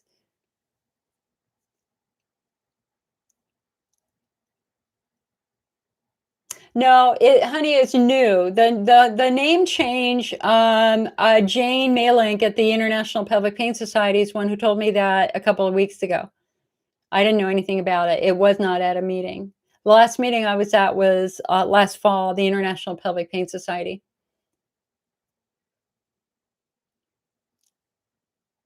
Gwen says, can you talk about Liris? Sure. Liris, Liris. Liris is the only treatment in history that has healed Hunter's lesions in 2 weeks. Imagine a small hollow piece of spaghetti filled with medication. And what they do is they put this medical device into the bladder where it kind of folds on itself. And so it doesn't come back out. And one of our nicknames is a lidocaine pretzel. So this was a medical device created by MIT. And what they were trying to do was, how do we solve the issue of giving medicine to the bladder when you pee it out? That's the ultimate challenge with the bladder, is whatever medicine you use, you can only hold it for so long. You're going to pee it out. And that makes treating the bladder very, very difficult. And so these researchers at MIT were trying to solve that problem. And they created basically this, like a piece of spaghetti filled with medication that gets put in the bladder.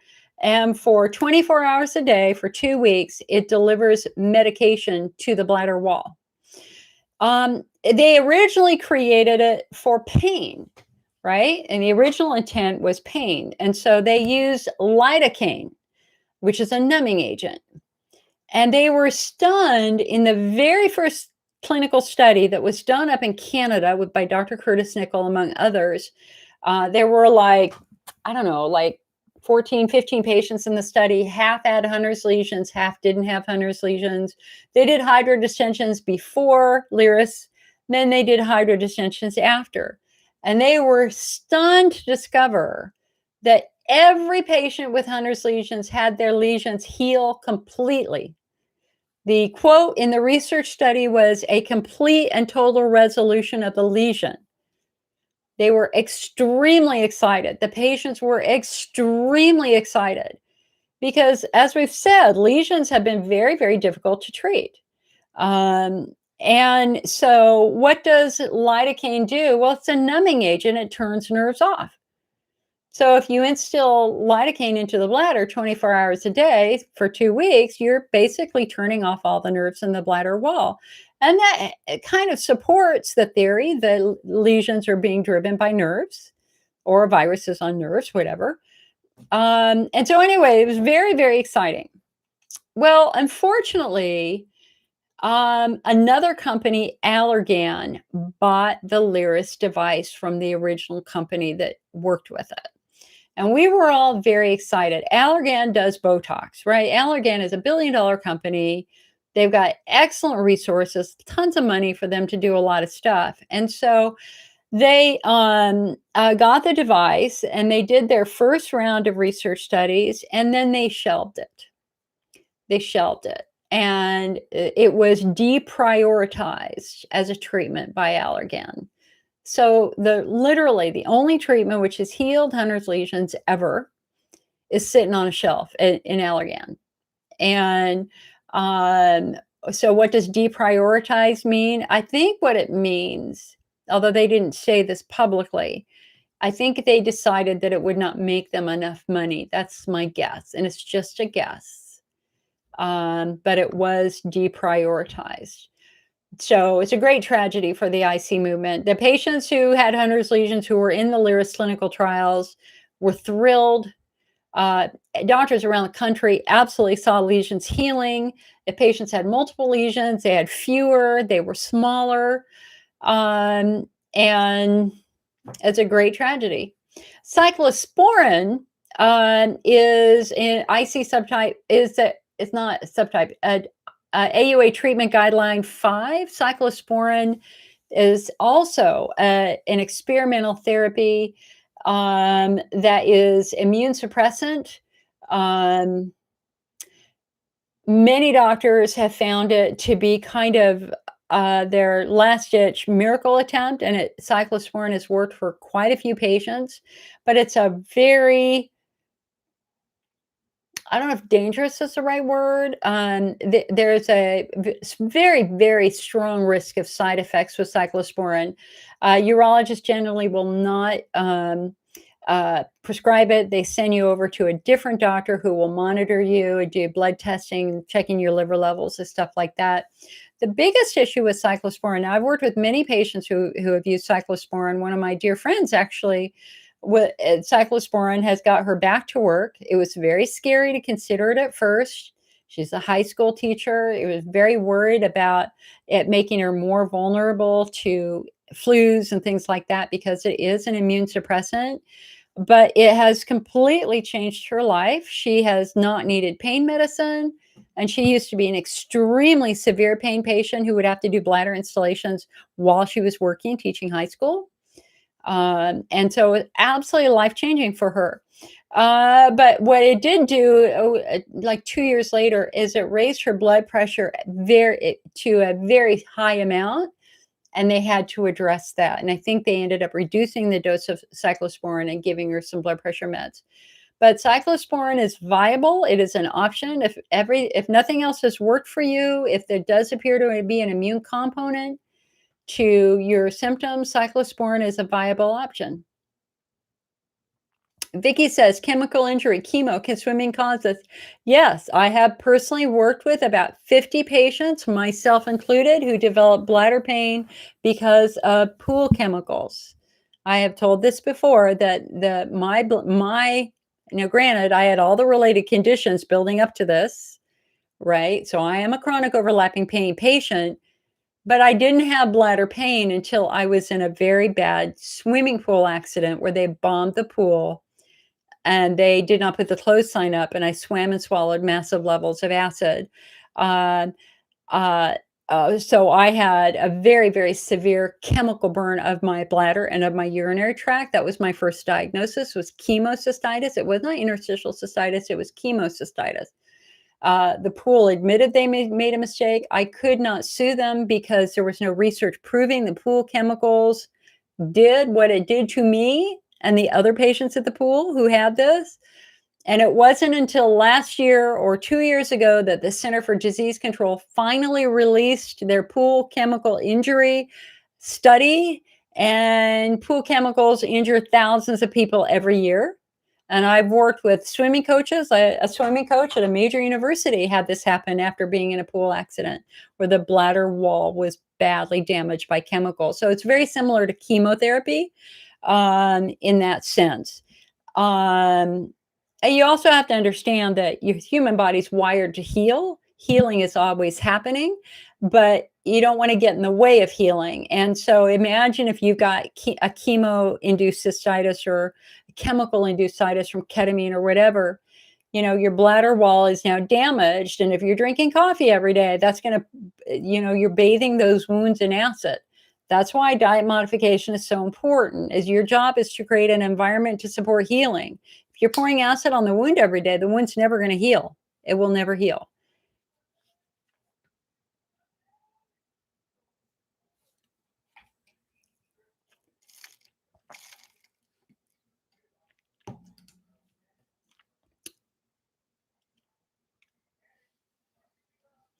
Danielle says, I'm in Portland, Oregon. My doctor that diagnosed me was a top listed IC doctor on the website, but they just told me they have changed the scope of their practice.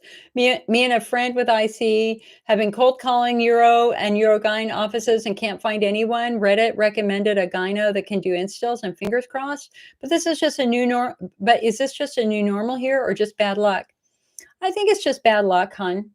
But you're really a perfect candidate for this book. And you guys, this is my freebie today. I've got 3 or 4 copies of this that I'm going to give away at the end of the meeting. Whoops, I got that upside down. IC 101 is not just a bladder disease. This would be very important for you to read so that you can take a step back and consider the totality of your symptoms here. Because it may be that a urologist might not be the most effective for you. It may be that a gynecologist might be most effective for you if you're a fibroid endo patient or et cetera, or if you've got muscle issues and you need to be working with a physical therapist or maybe even a physiatrist or an orthopedic surgeon. So I would encourage you, Danielle, to get this book. And if you stay to the end of the meeting, I'm going to be giving 4 copies away. Now let's just do it right now. Okay, guys. So if you would like a copy, a physical copy. Now, you know how much it costs to print these? Because of all COVID right now? $19 a book to print this sucker. Can you believe it? $19 a book. And if I were to send it to China, they might get it down to 14, but we wouldn't have it for months. So all prices are increasing everywhere. So if you can't afford $19 and you're not one of the 4 people who will get this, it's $9.99 in our store as a PDF file, okay? As just an electronic file.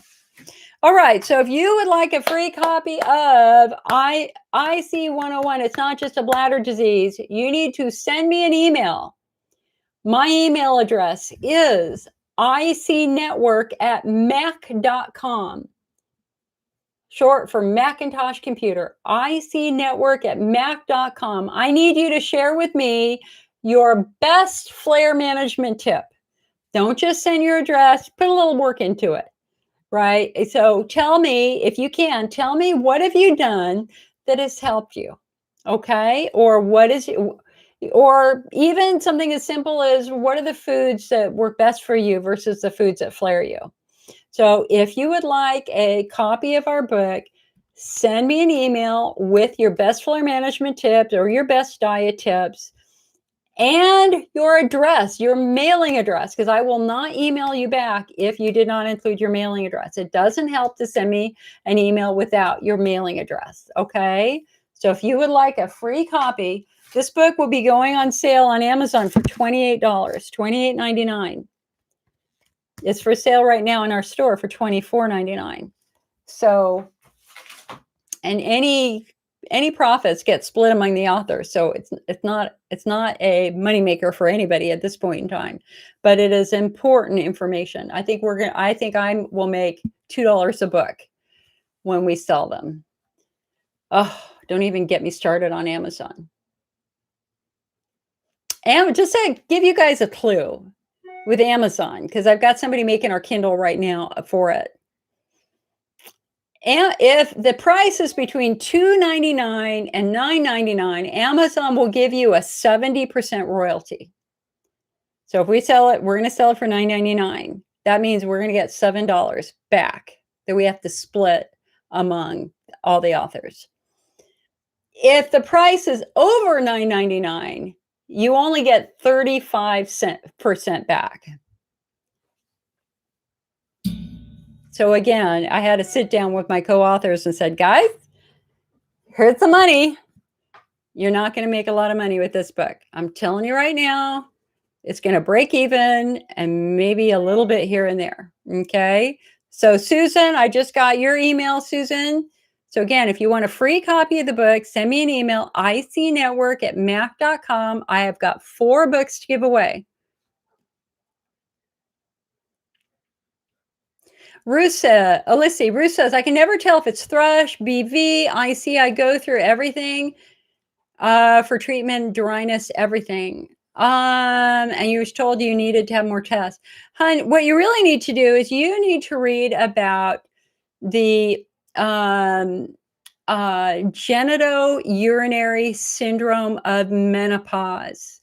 You need to Google that. Genito, Genito, urinary syndrome of menopause, so that you understand how aging is making you more vulnerable to BV and bladder sensitivity and potentially thrush. And, they say more tests. I don't know what tests they would do. I mean, I would have a next generation DNA test, et cetera, et cetera. Here, hold on. I got somebody at my door. Hold on. Oh, ow, ow, ow, ow, ow, ow, ow. Hi there. Oh, thank you. Did you have a package for us? What's that? Did you have a package? I put it on garage. Thank you very much. Really appreciate it.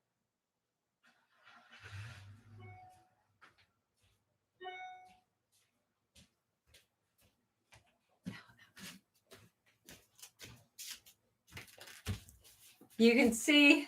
I'll get it. I'll get it. You don't need to. I took care of it. Hold on. Dad? Dad, I took care of it. Okay. It's a package in the garage.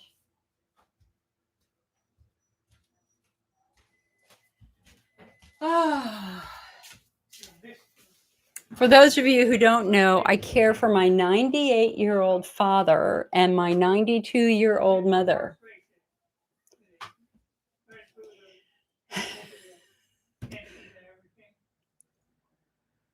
The stories I could tell. You have no clue what I do in the middle of the night. I have a record. The only time I've ever had to stop a game to do an enema. Gotta have a sense of humor. You gotta have a sense of humor because it's all about eating, drinking, peeing, and pooping when you're over 90. In the best possible way with as much dignity as possible, which is always my goal. Okay, let's see. Pamela says, I really wish they would stop changing the name. Well, I think, Pamela, I don't think it's a bad thing. I think it's helping us all understand anatomy now. The human body is a mystery. It's magnificent. there's so much we don't know about how the bladder works. I mean, just think about urination. How the hell does that happen? There's a chemical cascade that triggers your ability to empty your bladder, that relaxes your muscles, open sphincters. And so now that we have so many new research methods, especially next generation urine testing, where we're able to define the urinary biome. So now we know that urine is not sterile. Urine has never been sterile. That there are tens of thousands of bacteria that are supposed to be in your bladder. They're supposed to be there. And when we take an antibiotic, we kill them all. And the problem is we kill essential functions here. And the bowel, for example, that's why they never want you to be doing bowel cleanses. I mean, like, seriously, do not. There's this whole industry that's established that's designed to help you feel like your body's dirty. Your body is not dirty. Your vagina is not dirty. Your bowels are not dirty. There's no reason for you to do a harsh cleanse, because those cleansing does damage. And as an example, the cells lining your bowel only eat one food. And it's a food that the human body does not make. It is made by a very specific type of bacteria. And the purpose of that bacteria is to produce the food that your cells lining your bowel eat. If you take an antibiotic and you kill that bacteria, you have now limited, if not destroyed, the very food that keeps your bowel healthy, right? So there's just so much now that we're learning that we didn't know before. And so I'm very excited about the research. Gwen says, I can't believe this. Can you get Lyris on your own? No. And I actually emailed when Allergan deprioritized Lyris. I went back to the original company and I said, are you going to take it back? And they said no. So we're screwed. I mean, we're royally screwed right now by Allergan shelving this device. Patients with Hunner's lesions have been screwed. And it's a great tragedy because it works and we have the research to prove it. It's not giant studies, but the early studies and the mid-level studies were very good with Lyris. Pamela said, I've heard it called overactive bladder syndrome when it is so much more than that. So overactive bladder, there's a good way to differentiate between quote unquote IC and quote unquote overactive bladder. If you have urgency, that sudden need to pee, if you're running to the bathroom because you're going to leak and you're trying not to leak, that's overactive bladder. That's a neurological issue. If you're running to the bathroom to reduce pain, that's quote unquote IC, which would be IC subtype 1, IC subtype 2.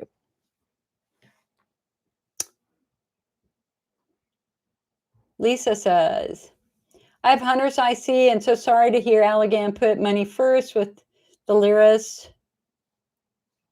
You're now on Remicade for Crohn's and use Botox in your pelvic floor. And for pudendal neuralgia, I do weekly bladder installations as needed. Now on macrobid and anti-malaria for lupus. Ooh, I stay away from pools, salt and chlorine. I'm so sorry you had the chemical burn. So good to know. Yeah. Life, right? Okay, so if you want the book, Lisa, you have to email me, icnetwork@mac.com. And in your email, icnetwork@mac.com, put your best flare management tips. And I'm just going to pick 4 people randomly, but it's going to be people who, do a little bit more. So Robin, Susan, Pamela, Sonia, Melody, email me, icnetwork@mac.com with your best flare management tip and, of course, your mailing address. Danielle says, I battled medication-resistant Candida glabrata, which I too battled. What test can I ask to see if it is in my bladder? It would be a next-generation DNA urine test, but it's going to be a special type of test that will also look for virus. So you're going to have to call a couple of companies. Microgen would be one, and ask if they can do a viral screen of your urine. I cannot tell you how much that's going to cost. Betty says, is microscopic blood and urinalysis common? Absolutely. It's usually nothing to worry about. Riley, I wonder if Mackenzie Scott could buy it from them. I don't know who Mackenzie Scott is.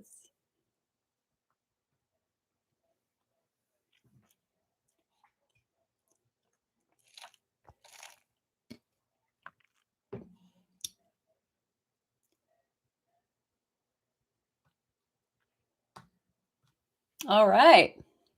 So normally we do a Zoom meeting. I'm 30 minutes late, but tell you what, let me just go ahead and start the Zoom meeting. If anybody wants to come in, be happy to talk to you. If not, that's okay.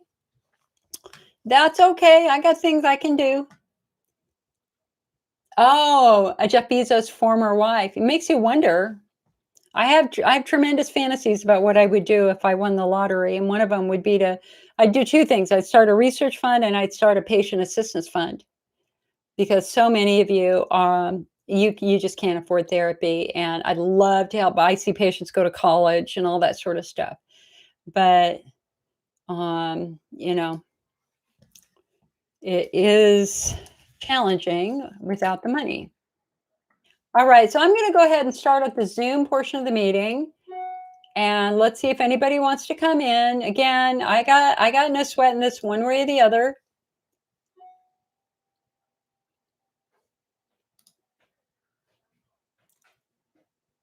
Recording in progress. Okay, and I'm not going to record it. You're going to hear me turn off the recording. Stopped. So don't worry, it stopped. If you come into Zoom, please know that people will be able to hear you, but they will not see you. Hi, Gwen. And let me go ahead and Gwen, don't say anything yet. Let me go ahead and put the invitations up.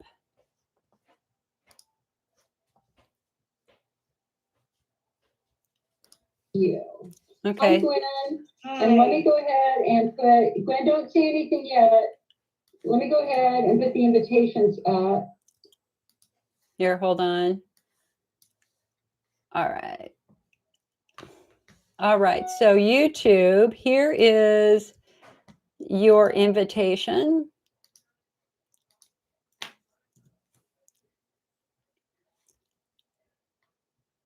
Oops.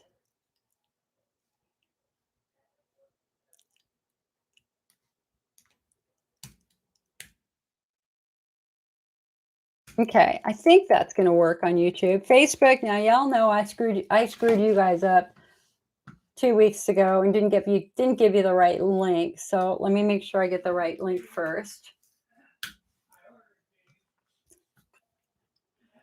Okay.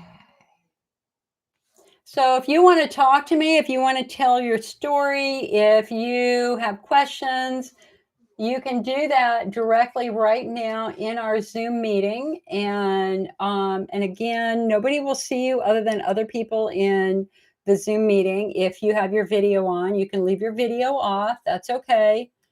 But they will be able to hear you. Okay, so there you go. Facebook, you've got your invite. YouTube, you've got your invite.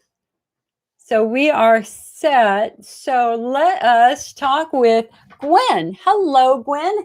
How are you today? Oh, it's a day, I'll say that. Oh. And I, just found just kind of feeling like I've been let down by the medical community, and just having to find out all this stuff myself. And so I came across you. I actually just signed up for a 60-minute session with you. So awesome. Yeah. And yeah, I mean, I think it was about 5 or 6 years ago. I remember the day that I said to my husband at the time, I said, oh, I have a UTI. Let's go to the walk-in clinic. And that was the thing. I'm lucky, from what I hear, it took about a year to get a proper diagnosis. Right. But then even another year before they actually looked in my bladder and found these lesions. Okay. Okay. Yeah. So, and I'm just realizing that there is a difference. You know, I keep being told about IC, but there's something different about these Hunter lesions. Well, it's called Hunter's lesion disease. That's the new name for it. And you know, again, one of the mysteries is, why does this happen?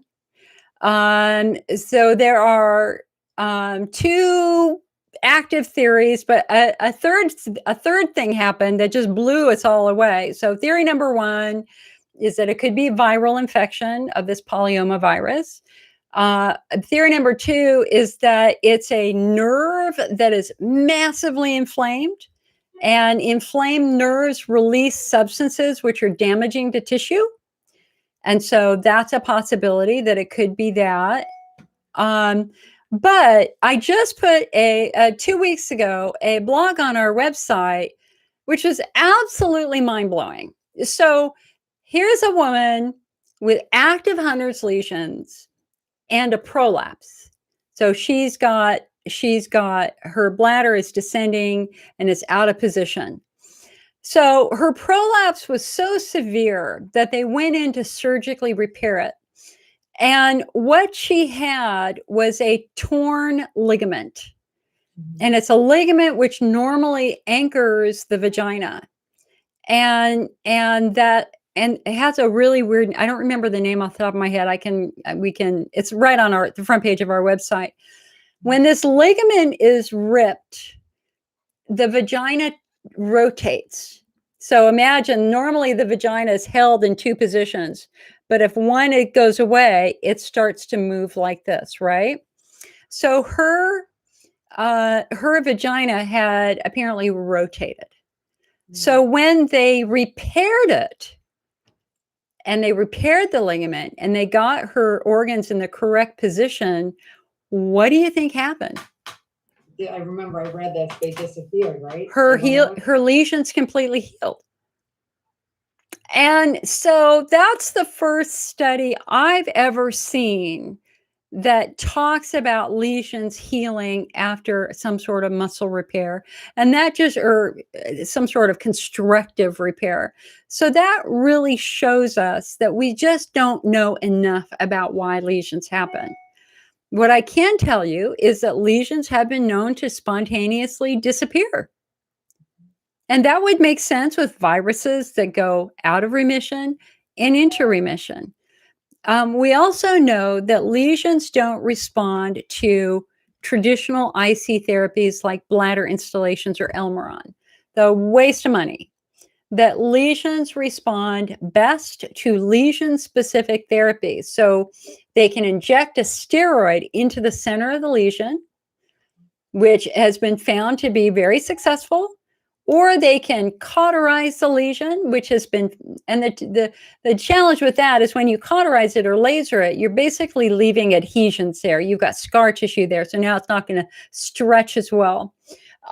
They can resect a lesion out, where they just cut that tissue out if it's just a very persistent bugger, or Lyris, which again, that's the infuriating.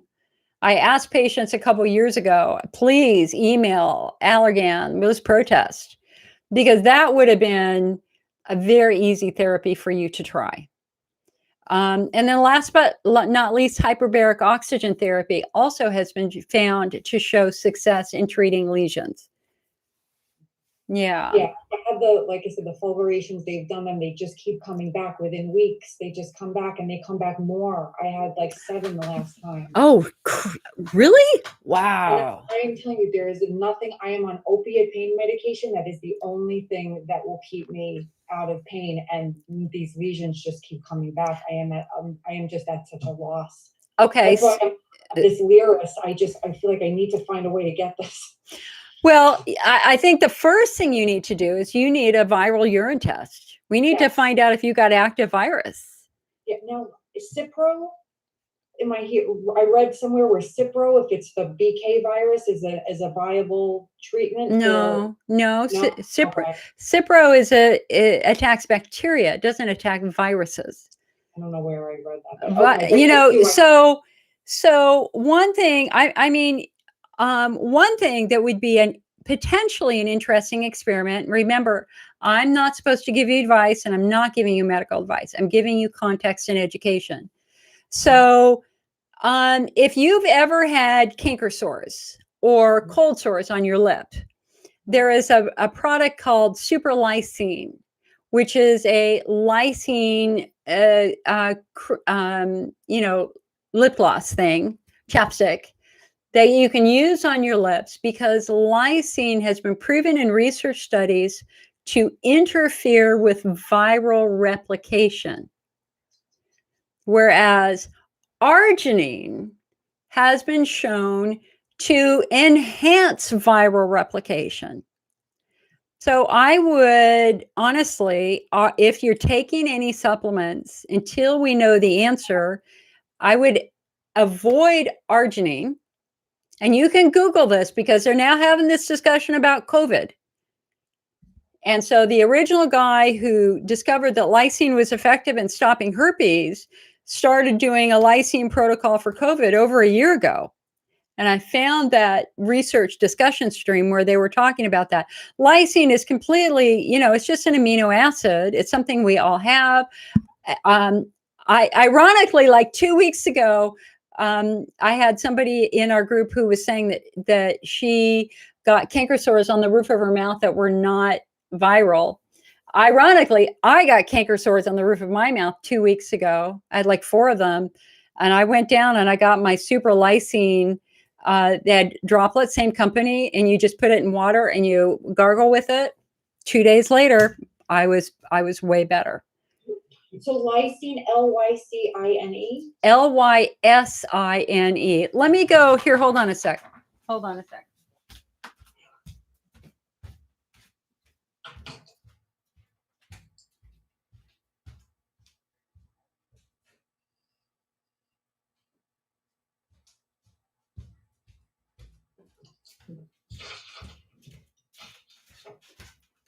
So,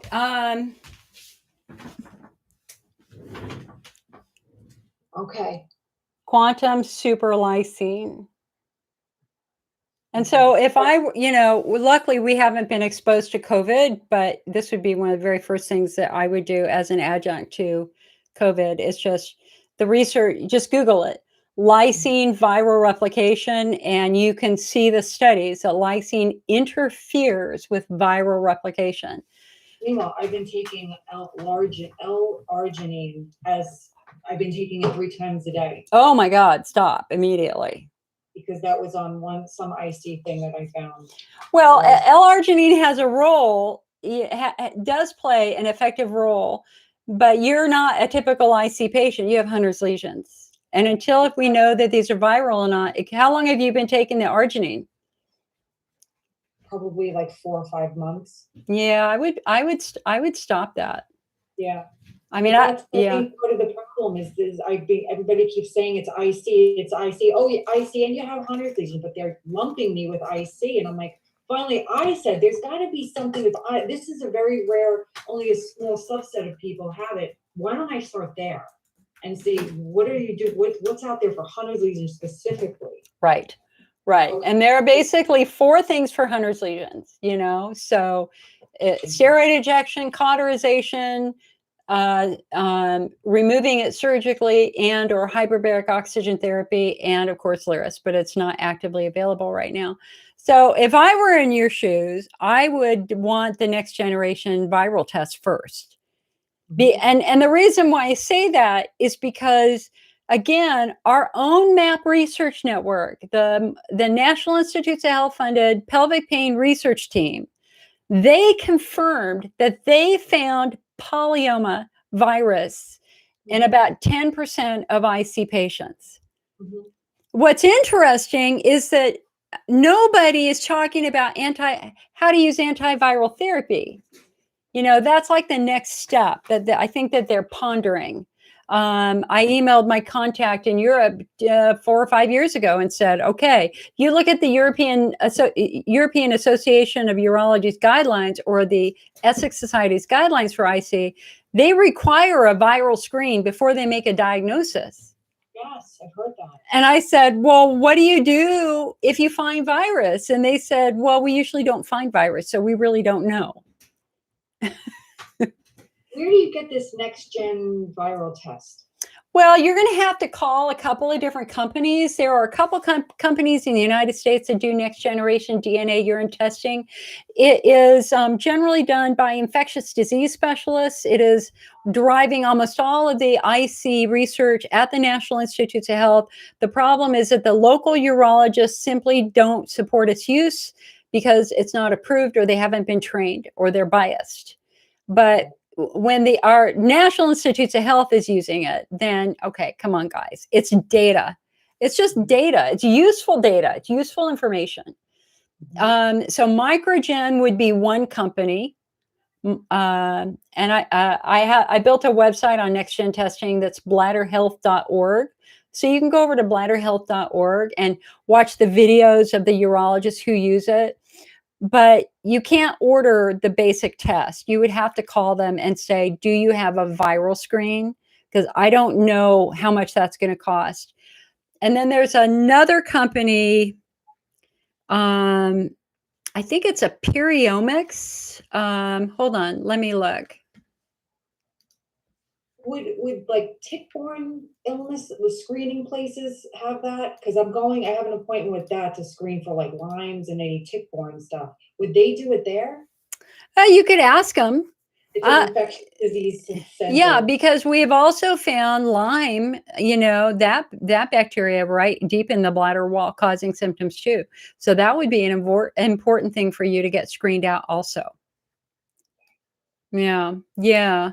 So what makes your case, I think, unusual is that when you have your lesions treated, more come back. And that's really rare. Normally, when you treat the lesions go away, and it might take 6 months to a year for maybe one to grow back. I've never heard of anybody who had their lesions treated and they come back with more. Well, that was why cyclosporin was brought up, because he said we need to think about a different course of treatment because of that. Well, that's not a bad idea either. That's really not a bad idea either. I mean, do you have any other autoimmune related diseases? Do you have?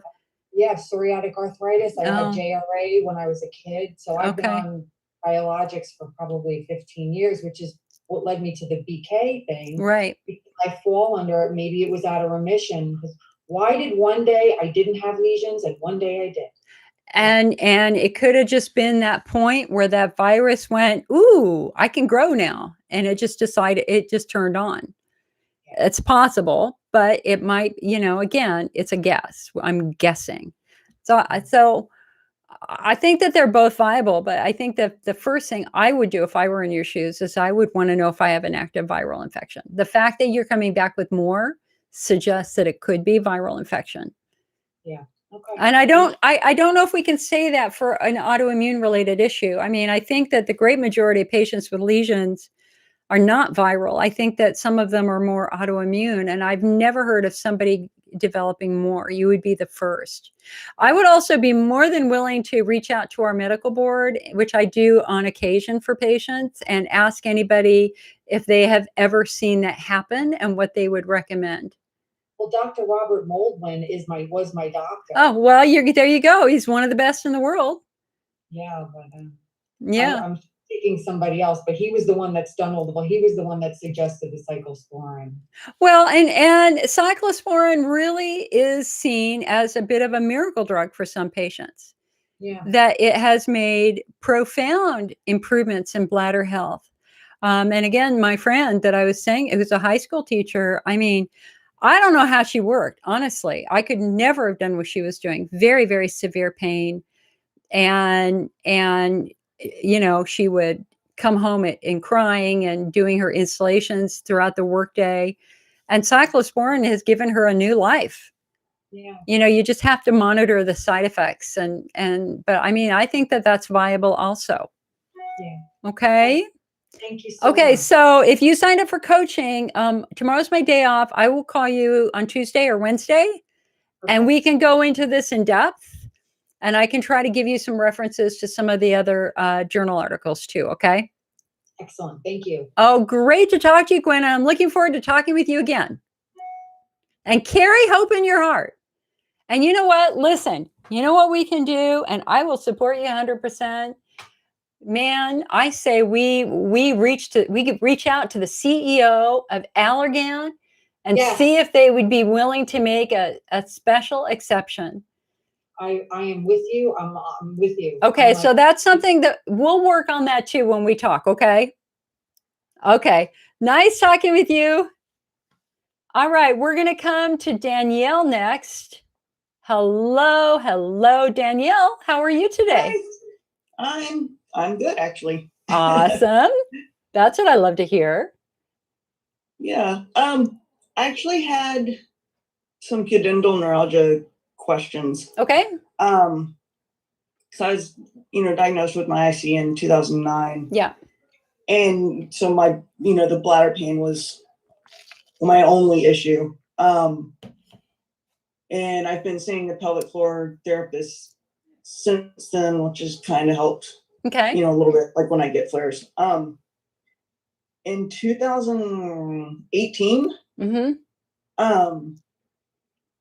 my pelvic floor therapist that I absolutely loved, she moved, and the appointment right after my last appointment with her, the new PT that I saw did some deep work around the obturator. Okay. And by the time I got to my car is when the nerve pain started. Okay. Um, has it improved at all? The only improvement, I've had a mild improvement with nerve blocks. Okay. And that's been it. And so, I mean, have you ever heard of a PT causing? Yeah. Yes, with a big asterisk next to the word yes. The case that comes to mind is a woman who went to a physical therapist who did very deep abdominal work also, and ended up with something being damaged. I mean, this was like 10 years ago, I think, that I worked with her. Nerves, I'm kind of trying to run through my head about what I think would be happening. Okay, so concept number one is that she directly traumatized the nerve. That's something that she did, pushed on the nerve, caused damage, and now we've got a nerve that is hypersensitive. And the fact that the nerve block is helping you a bit supports that theory. But the other thing that we have to be real about is one of the reasons why nerves become so sensitive is because they're being traumatized also by muscles. Yeah. And so, there's that point. I mean, physical therapy is weird, and home care is weird too. Because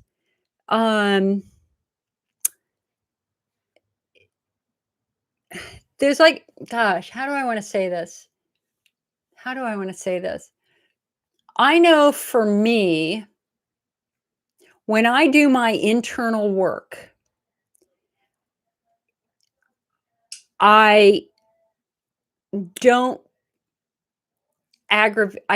not to aggravate pain centers too much. I will work around it. I will work with it, but I'm not going to keep poking at it for a long period of time, because that's not going to get me where I need to be, because I'm understanding that it's not just a muscle issue. There's a nerve there that is being provoked. So there's like this fine line. It's like, I have a lot of muscle tension in my neck, like massive muscle tension in my neck. And I use these 2 massagers every night before I go to bed, because I've got bad TMJ from it. And if I do it too hard, I start getting nerve pain up here. So I know when to back off. So anyway, the point that I'm trying to make here is there's a point where you back off, and figuring out is difficult. And when that physical therapist is working with you, they're always looking at your face to try to figure out where your pain level is, because we tend to be pretty quiet in physical therapy. Yeah. Right. And you're just laying there going, you're making faces. And that's what they look at to see if they're hitting a tender area more than anything else. They don't just rely on you saying that hurts. They're looking at your winces. Yeah. And maybe she just didn't quite understand that she was at a point that was hurting you. I mean, there's good news here. The good news here is that the nerve block worked. Yeah. And so I guess the question now is, why is that nerve not calming down? Yeah. And is it not calming down because it's still being traumatized by muscle? Or does it need something a bit more aggressive? What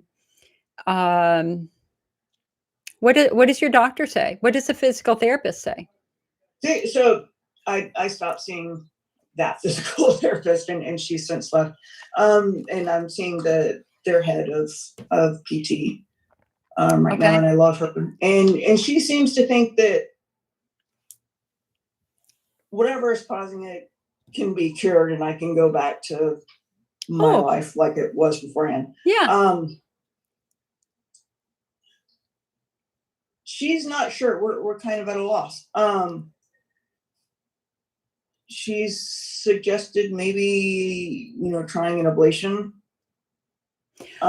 Viable, absolutely Yeah. viable therapy. I mean, viable. Are you having any other symptoms? Do you have pins and needles? Do you have any, like in your vulva, by your rectum? Are you having any other signs that you've got nerves that are compromised? Yeah, I've got kind of like that gluteal fold rectum area that I get, like, kind of feels like shards of glass. Okay. Through there. If I'm bad and I sit too long, I get pins and needles and numbness. So this book, you really need to get this book, Breaking Through Chronic Pelvic Pain, because this urologist later became a national specialist in muscles and nerves. And in this book, he writes that he believes that a lot more people have pudendal neuralgia than they realized it, and that when he was doing exams, here's a whole section on it. Not only did he look for muscle tone, but he also studied the skin extensively and the subcutaneous tissue, the tissue directly under the skin, to look for signs of pudendal neuralgia. And he did something very different. So in addition to doing, obviously the pelvic floor work, he would do topical nerve calming therapies, obviously like lidocaine, stuff like that. But for patients who had subcutaneous nerve sensitivity, he did an infusion of lidocaine under the skin that was remarkably successful. So let me see if I can find that section here.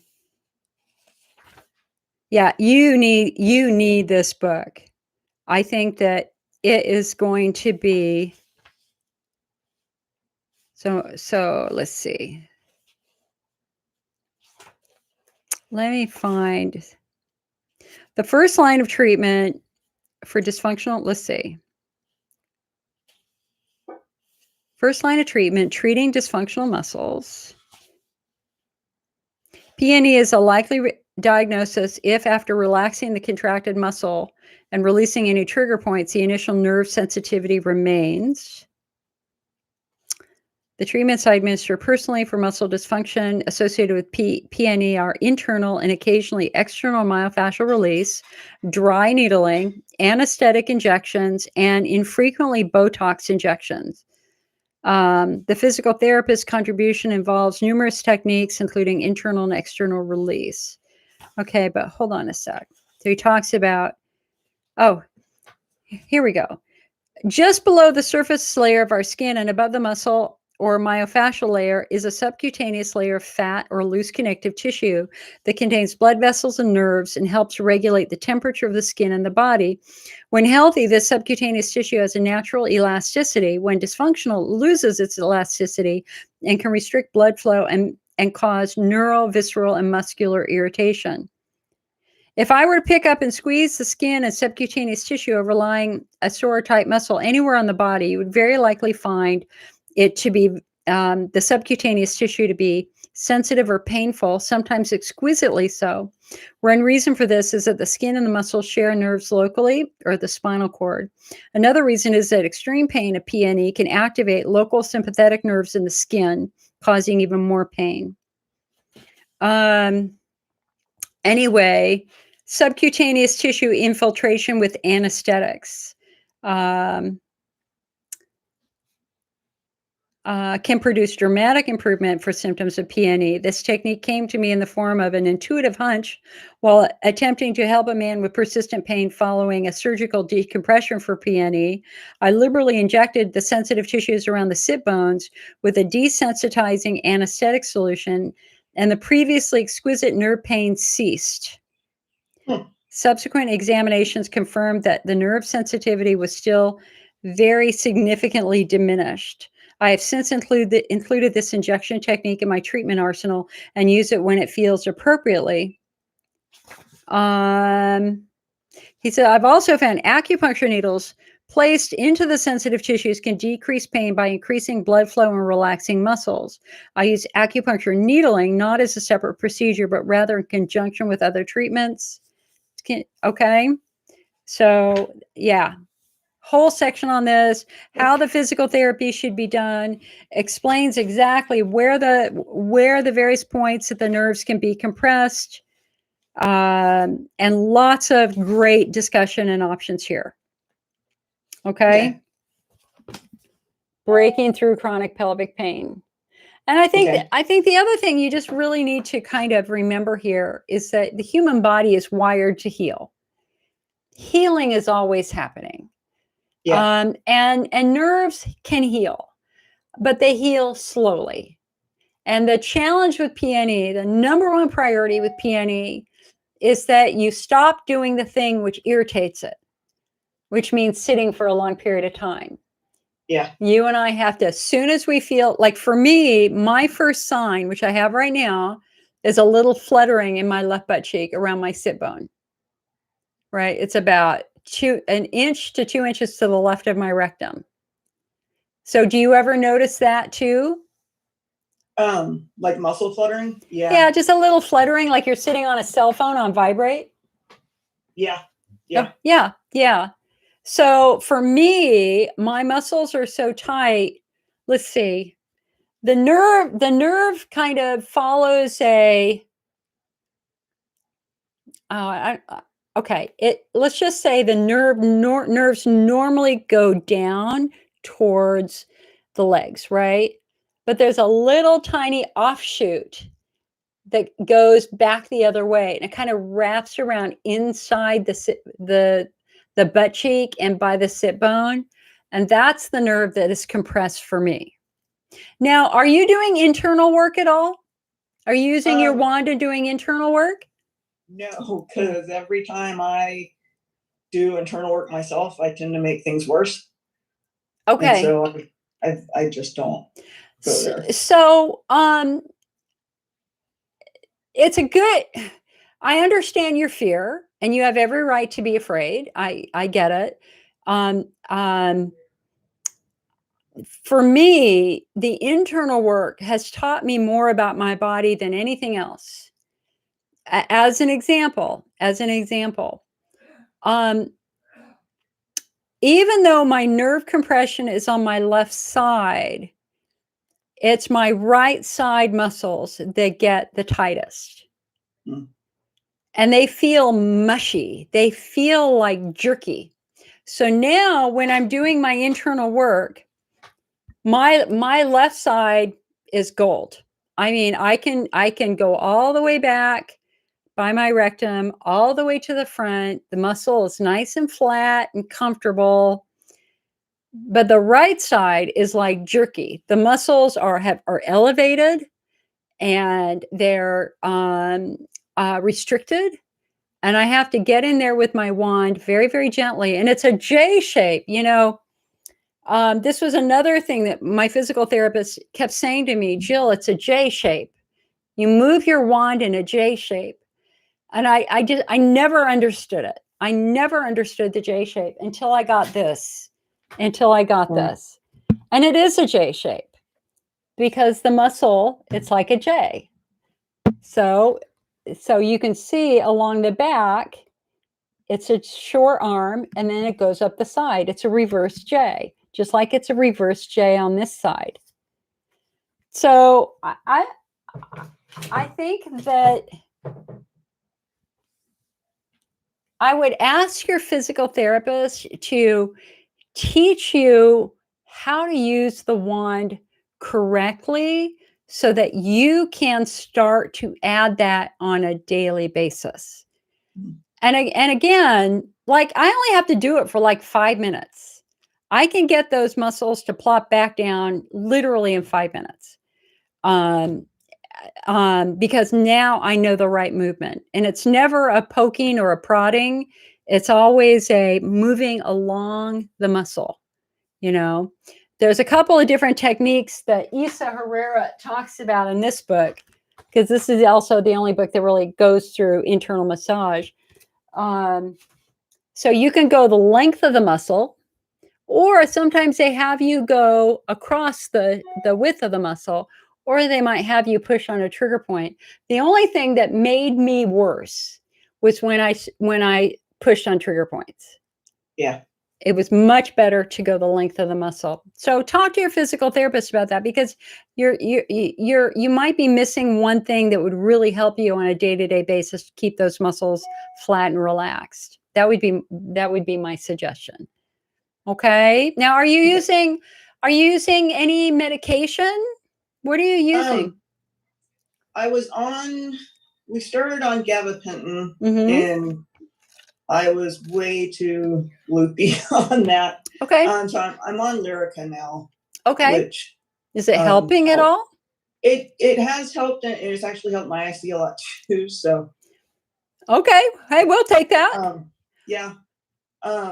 What about the only other thing we're looking at? It's possible that I've got labral tears. Yeah.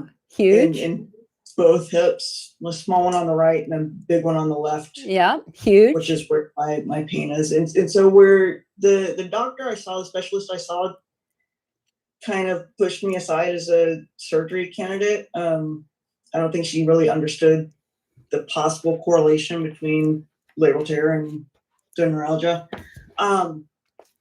This book goes into that. Yeah, it does. Guess she doesn't operate on people over 40. What? Yeah. Something about the outcomes not being as good. And I'm 45, but so we're looking into maybe like my PT going to bat for me on that and pushing for surgery. Okay. Okay. Well, honestly, I mean, there's a whole case study in here of a patient, Xandra's story. Said my external examination revealed extreme sensitivity over the sit bones and the perineum to skin rolling and the pinprick test for pudendal neuralgia. She had bilateral Morton's toe, which trigger and many trigger points in both her hip rotator muscles at their attachments to the hips, trigger points in the quadratus lumborum muscles that help stabilize the pelvic floor, and trigger points in the lower rectus abdominis muscles above their attachment to the pubis. The findings I have just enumerated all seem to fit the picture of pudendal nerve entrapment. It's a core problem, not interstitial cystitis. And then he talks about Morton's toe, which can create long-term problems with the hips, combined with, let's see. She said, after I performed internal myofascial release to relax the pelvic floor and mobilize the pudendal nerves, Xandra experienced temporary relief. However, because the pudendal nerves were still very tender, I also performed bilateral nerve blocks It is important to note that she had more pain in the left buttock while sitting, and the left nerve was more painful to sit. It is also important to emphasize that pudendal nerve blocks with anesthetic and cortisone are both diagnostic and therapeutic. That is why I perform them at the time of intake. If the symptoms resolve for a period after the block, it means pudendal nerve. In Xander's case, the pain was sitting and all urinary symptoms disappeared for 9 hours. At this point, urinary frequency returned, but there was no bladder or urethral pain until the next day. And again, all points to pudendal nerve damage. I cannot hold this book up to report on a long-term outcome yet. I can tell you that it will include internal and external myofascial release, extensive physical therapy, biofeedback, correction of the Morton's toe, possible repetition of pudendal nerve blocks, possible injection of trigger points of the hip rotators to decrease the tension in these muscles, and possible introduction of a stress reduction therapy. Over time, I expect her symptoms to be dramatic. I expect improvement in her symptoms to be dramatic. And then he calls it rounding up the perpetrators. By now, you should understand that the bladder is not really to blame for most of the symptoms associated with urinary syndromes we've been investigating in this chapter. You should also know that pelvic floor muscles are most likely to lie at the root of the problem, though the pudendal nerve is a possibility. Okay. So this book is free on Kindle Unlimited. Okay. Okay. Or you can get it from us for $29 or Amazon for $36. It's a must for you. You got it. You have to be able to walk in knowing where everything is and understand, because this guy was the master. He's retired now. And this was a love letter to patients just like you. It took him 15 years to write it. It is a master class. And I truly think it will help you. Okay. Okay. All right. Well, listen, I hope you will keep in touch, because Yeah. I want to be able to tell your story. And the reality here is we didn't even get into your bladder symptoms. Do you even have bladder symptoms now too, or? Yes. A Okay. little bit. Okay. Still. A little. Mostly at night. Like I try to sleep at night, and I have to like lay on this weird funky position, half on my stomach with a pillow on my bladder to get the symptoms to go away enough that I can sleep. So so I did that for 2 years, where I slept on my stomach, and I actually had to have my ankles in the air, and I usually had a heating pad under my over my hips or under my hips. And that, again, that still points to muscles. Anytime your symptoms are relieved by positional manipulation like that, you know, if I were to guess, your bladder, has anybody looked at your bladder? Yeah. And was it normal? No. Okay. What'd they find? It was Dr. Rokov that did it, and they did a hydrodistension. Okay. And he stopped halfway through. Really? He said it was bad enough that he didn't need to complete the hydrodistension. Okay. So did he see lesions on your bladder? Did he see anything, or? I've got the picture, and it looks like Jupiter pretty much, the swirl red things, but I don't remember him saying anything like about Hunter's lesions. Okay.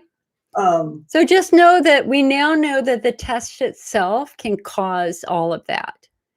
That if he was doing what we call a high pressure, long duration hydrodistension with a lot of fluid in there, that could be why your bladder wall started bleeding and or started looking like it was injured. So the finding of petechial hemorrhaging glomerations is no longer required for a diagnosis of IC, because we consider it a false positive based upon the method that they use to stretch your bladder. Okay. Okay. Are you food sensitive? A little bit. Citrus. Okay. Okay. Wine. I'm at the point now where I'm, I can have things like chocolate on occasion, or I'm fine. Okay. Okay.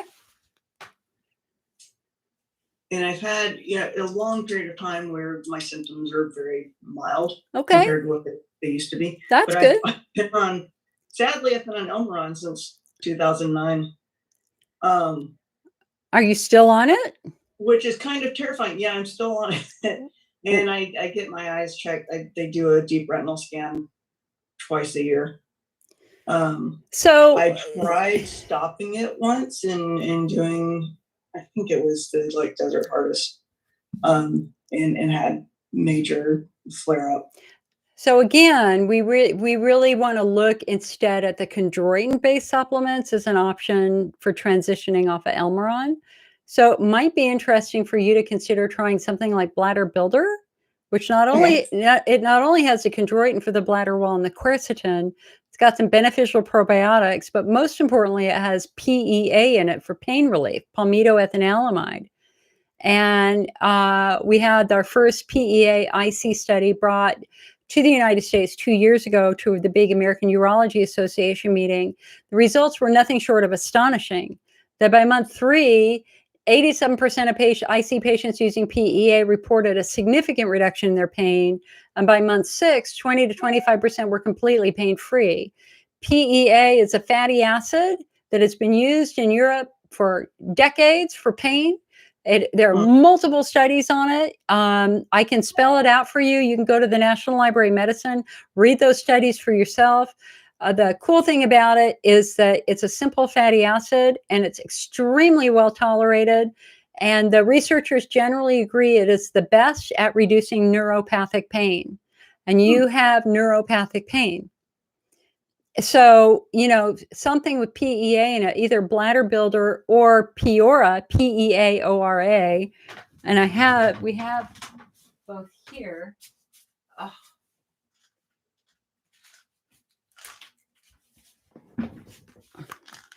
So this is Bladder Builder. But this is a very vigorous, robust formula. There's a lot of stuff in this. If you flare when you take a probiotic, you should not take Bladder Builder because it does have beneficial probiotics in it. But Peora is a match to the research formula. It's just PEA and resveratrol. There were no side effects reported in the PEA IC study. This is what I take every night. I take 2 of these. I've never had a side effect from it. Extremely well tolerated. And again, it's, if you email me, I can email you back the spelling of it. And, I'll just type it in here. Hold on. Let me just type it in here and I'll give you the link. Oh, let's see. Hold on. That's to Gwen. Let me do this to you. So PubMed.gov is the National Library of Medicine. That's where you're going to go. And this is how you spell it.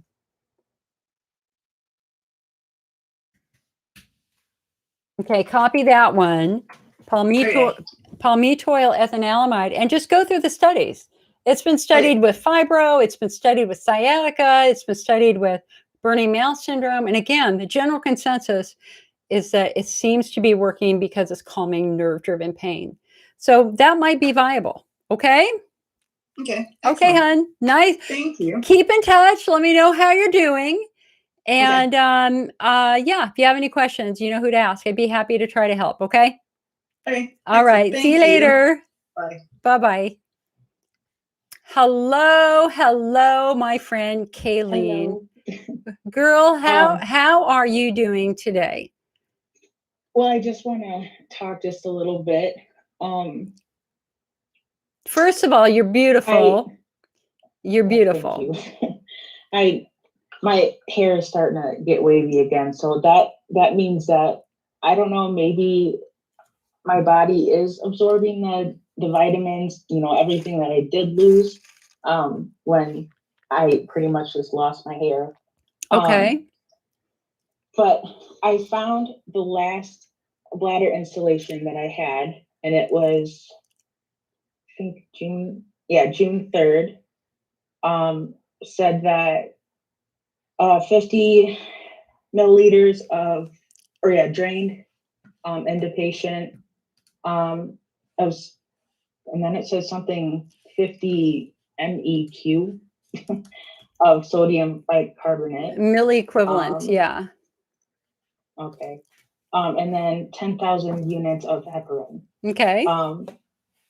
But so, I mean, that was the last one before I had my, I think, yeah, just this UTI, and then it turned into bacterial vaginosis. So here I was taking sulfa, and then got done with the sulfa, got tested for BV, and every time I get tested for it, I have Gardnerella, Okay. which is, it's very frustrating. Yeah.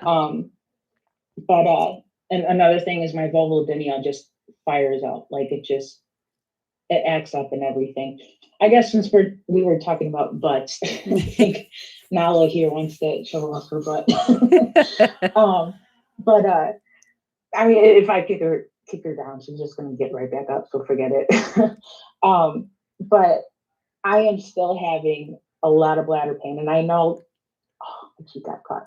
I know that Flagyl is supposed to help UTIs. Well, it's not just sulfa. Well, that's not true. There are lots of different antibiotics, and bacterial infections can bacteria can be resistant to any of the antibiotics. So we can't just say you should do sulfa or Septra or amoxicillin or Augmentin or Flagyl. It all depends upon the testing results. The test has to show that antibiotic will kill your bacteria. Otherwise, you're wasting your time and potentially burning down your biome, which we don't want to do. We want to only use the antibiotic that will kill your infection. And they haven't done any testing or anything, so they're just throwing antibiotics at me. But at least they're not throwing it when we don't know if I have a UTI. Well, but normally, whenever they do a urine culture, there's like two processes to it. Process number one is a culture, or half of it is the culture, and the other half of it is antibiotic sensitivity testing. So remember that term, antibiotic sensitivity testing. So the next time this happens, ask them what the results were. What did the antibiotic sensitivity testing results say? And that will tell you what the most effective antibiotic will be to kill your unique infection. Okay. Okay. I don't know also if I did tell you, we're thinking, because I guess my primary doctor's RN, she's working like 2 to 3 hours on just on my case every single shift, about this back stuff and this chronic pelvic pain. And I don't know, she's found a doctor that he's retired as, I can't say the word, I can say obstetrics, but I cannot say obstetrician. Obstetrician? You just said it right. Obstetrician. Yeah. Yeah. Well, it was the first time, but yeah. So yeah, he's retired as OB. And then, I mean, I don't blame him. Like, those doctors are on call all the time. Yeah. But he's only just a gynecologic surgeon, which he works from urethra all the way to rectum. Okay. So, woohoo, like for me, because that's where the endometriosis was between my uterus and my rectum, but it was on my uterus. Right. And one thing is that I had the endometriosis surgery last year. And so the doctor that did it told my nurse that I don't have endometriosis at all, but then it's on the notes, it's on, the OR notes, that he did take some endometrial tissue out. Weird. So yeah, he's an idiot. Well, it's certainly not being consistent. I mean, it would be nice to ask him, for sure what he thought. Yeah.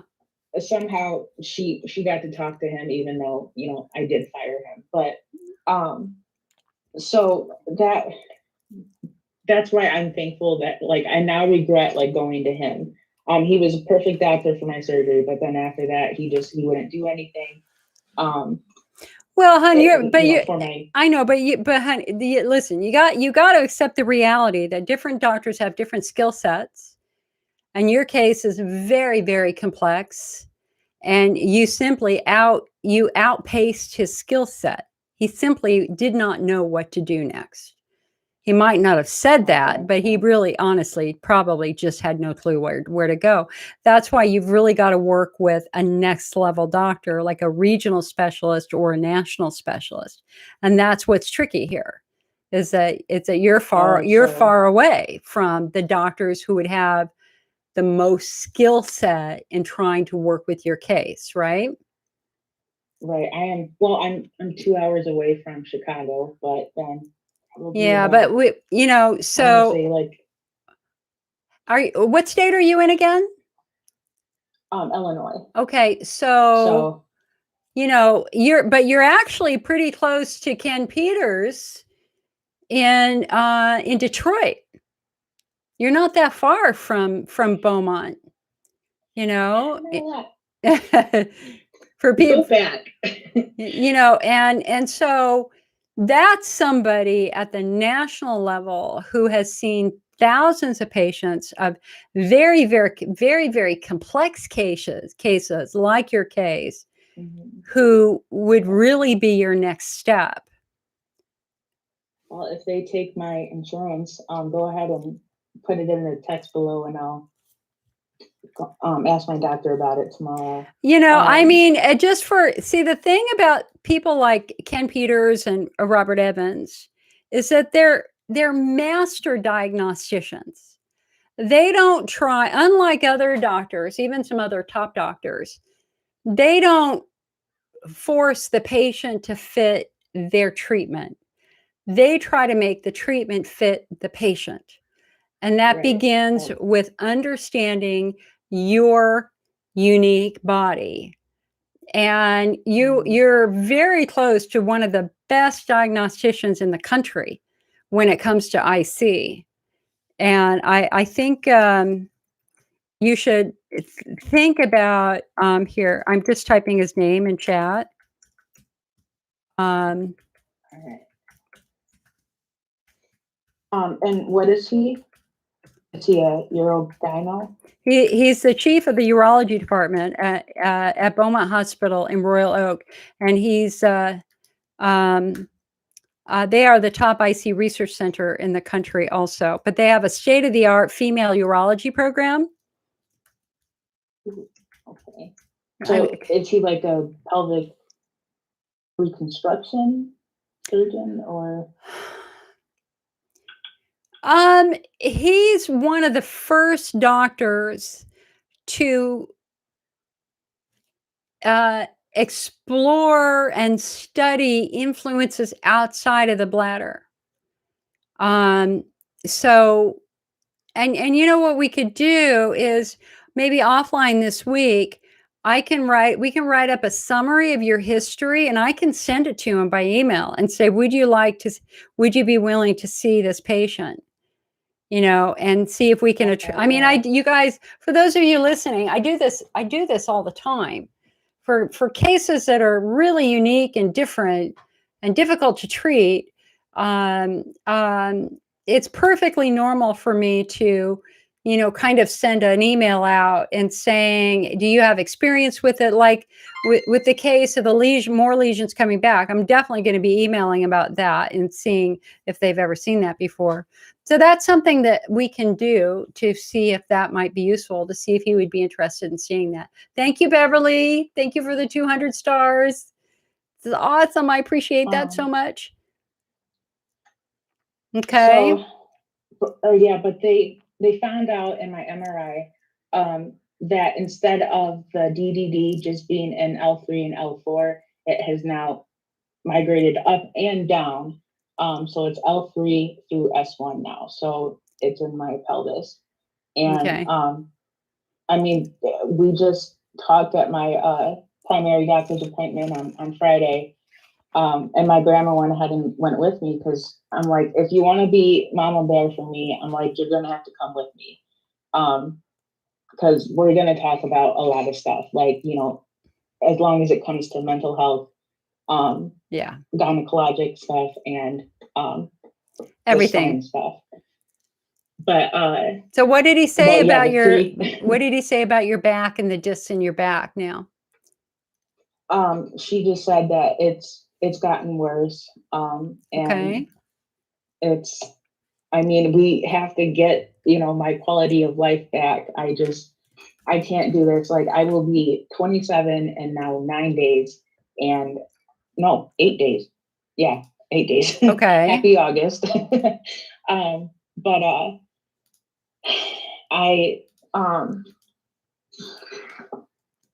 uh, Honey, you're I just, tired. I keep telling her, Yeah. like, I'm like, I can't do this. Like, I have friends that are my age sending Snapchats of me that they're going to Wisconsin Dells and they're at the water park, and which I can't go because of my vulvodynia. Right. Right. And they're so tan. I'm like, I can't do that. And Well, I you're can't even go to the mall. well, yeah, It's honey, you've just, got a spinal cord injury.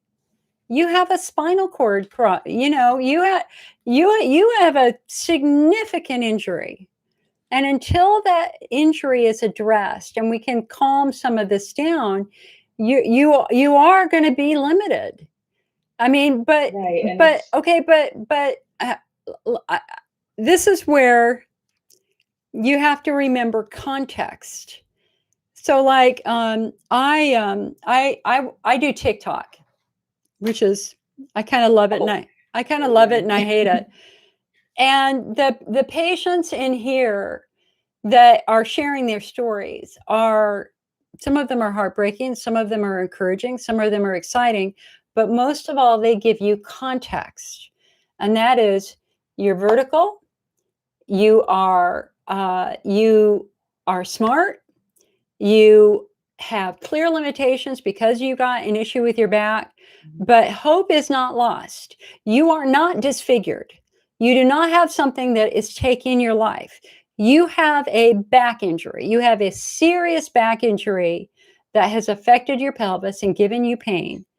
And I think that, now listen, when I was your age and I was in my 20s going through the IBS and the vulvodynia and the ovarian cysts, I totally get being angry, being frustrated, being envious, and feeling completely and totally left out.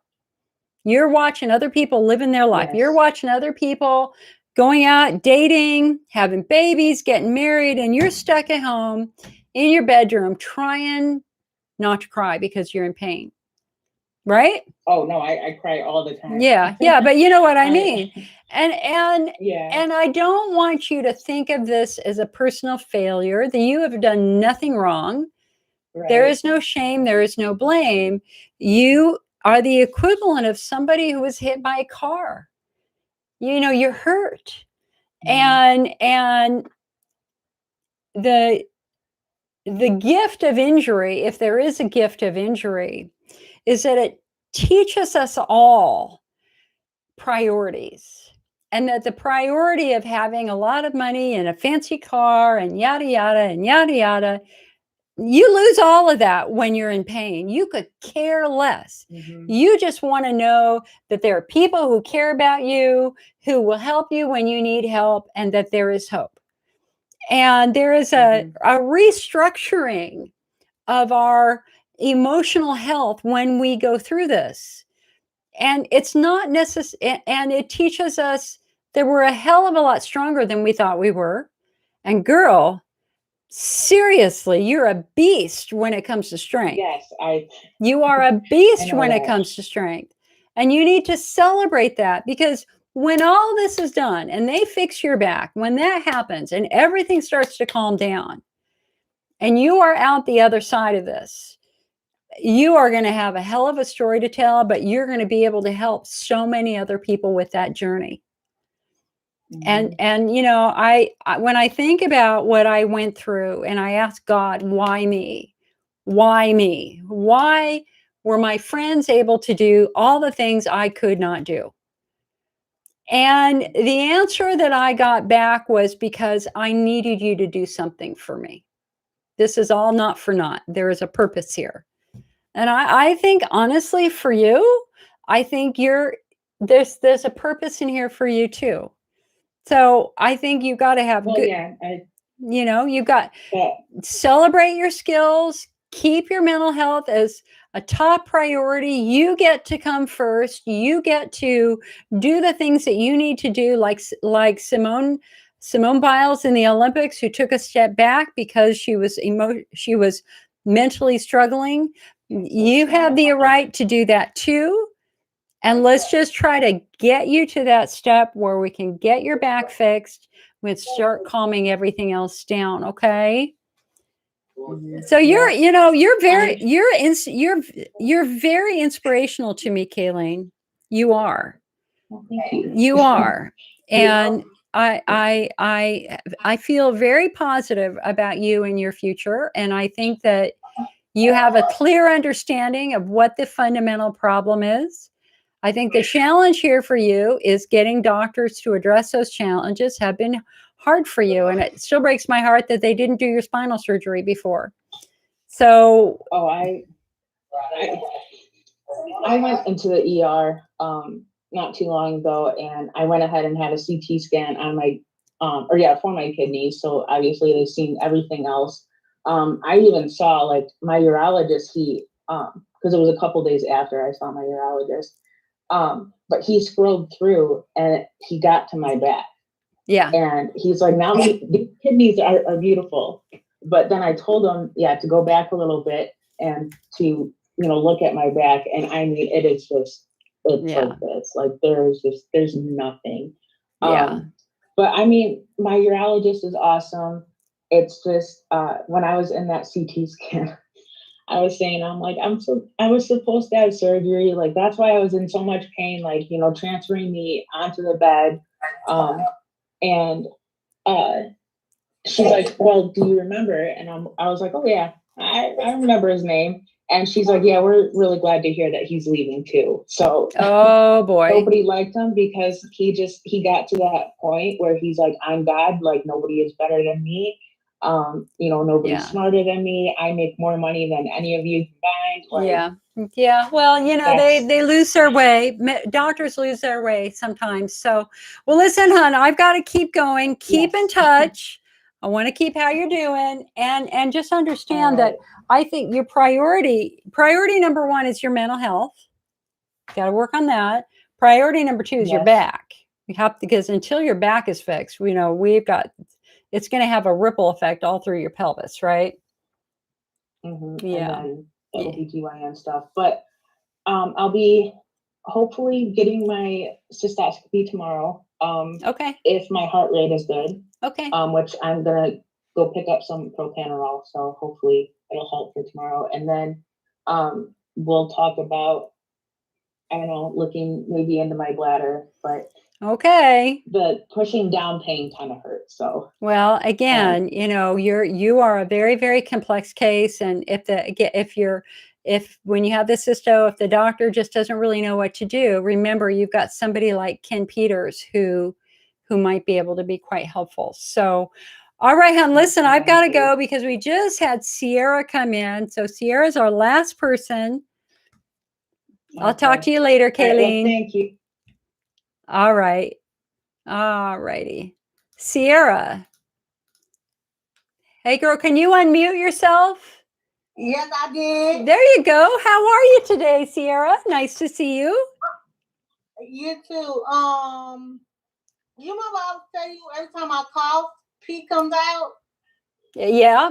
Yes, and I had to stop my physical therapy for a little while, and I'm supposed to start it back Thursday. So I was wondering, would that help? Oh gosh, yeah, sure. Yeah, definitely. You definitely need to talk to her about the fact that you're leaking. We would call that, it's potentially stress incontinence. And sometimes that happens as we get a little bit older and hormone levels change, but there might be something else that is contributing to that, like very, very weak muscles. So I would definitely go to physical therapy, let her do a pelvic floor assessment and go. And she just disconnected. All righty then. Well, hopefully before she disconnected, she got that. I think she will call me tomorrow. Let's give her. Darn it. Okay. Well, I think Sierra was on Facebook. So I will do that. Okay, so this is what I'm going to do. I'm going to shut down the Zoom meeting. I think we're technically done with the Zoom meeting. Okay, the Zoom meeting is done. All right, now we are coming back. I am coming back here to YouTube and to Facebook.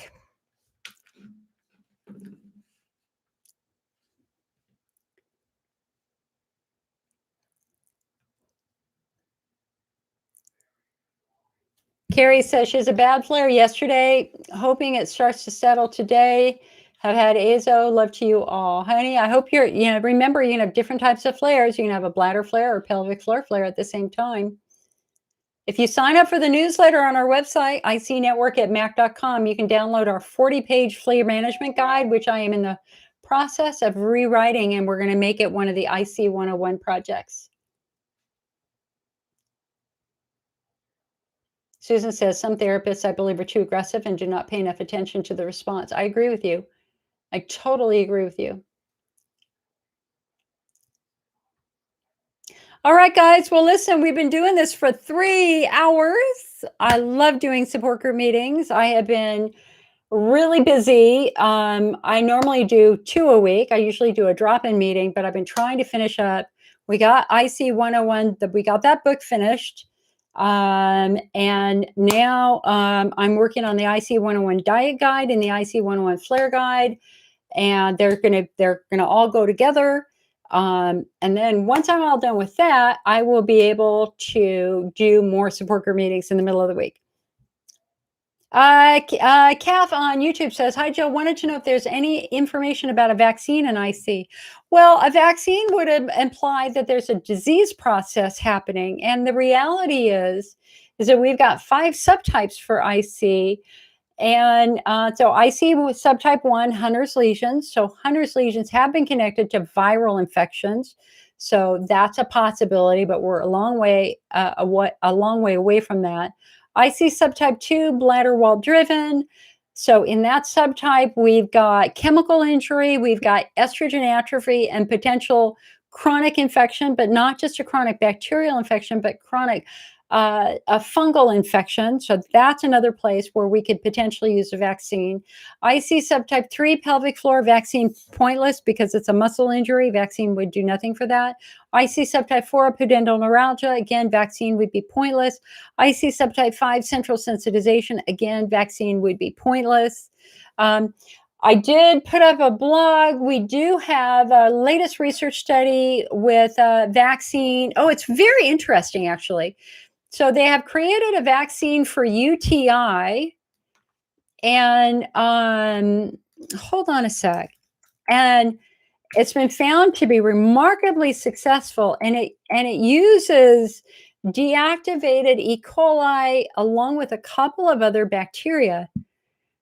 And it's absolutely fascinating. Hold on, let me just see if I can find that real quick. UTI.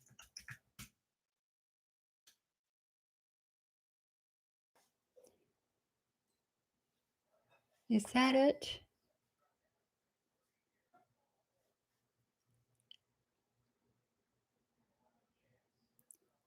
Yeah. Okay. So this is being done at Duke University.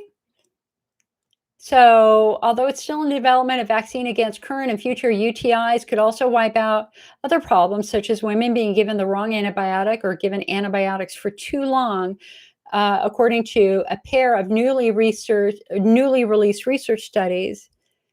And it's not the first vaccine that's ever done, but I wanted to see if I could find the different bacteria they used. Is that it? I know I was doing an article on that, but that's on another computer.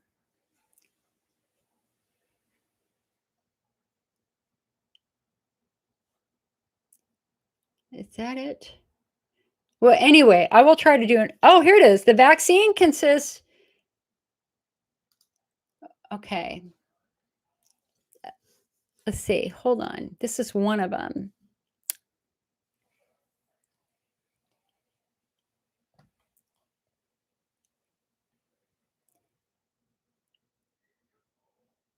The vaccine is given, it's not a shot, it's given by nose.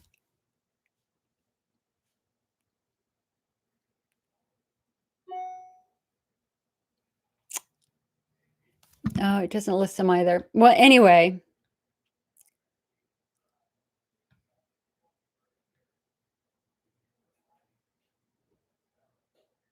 A polymicrobial mixture of whole cell heat-killed uropathogens. E. coli compromises 6 of the 10 strains in the vaccine.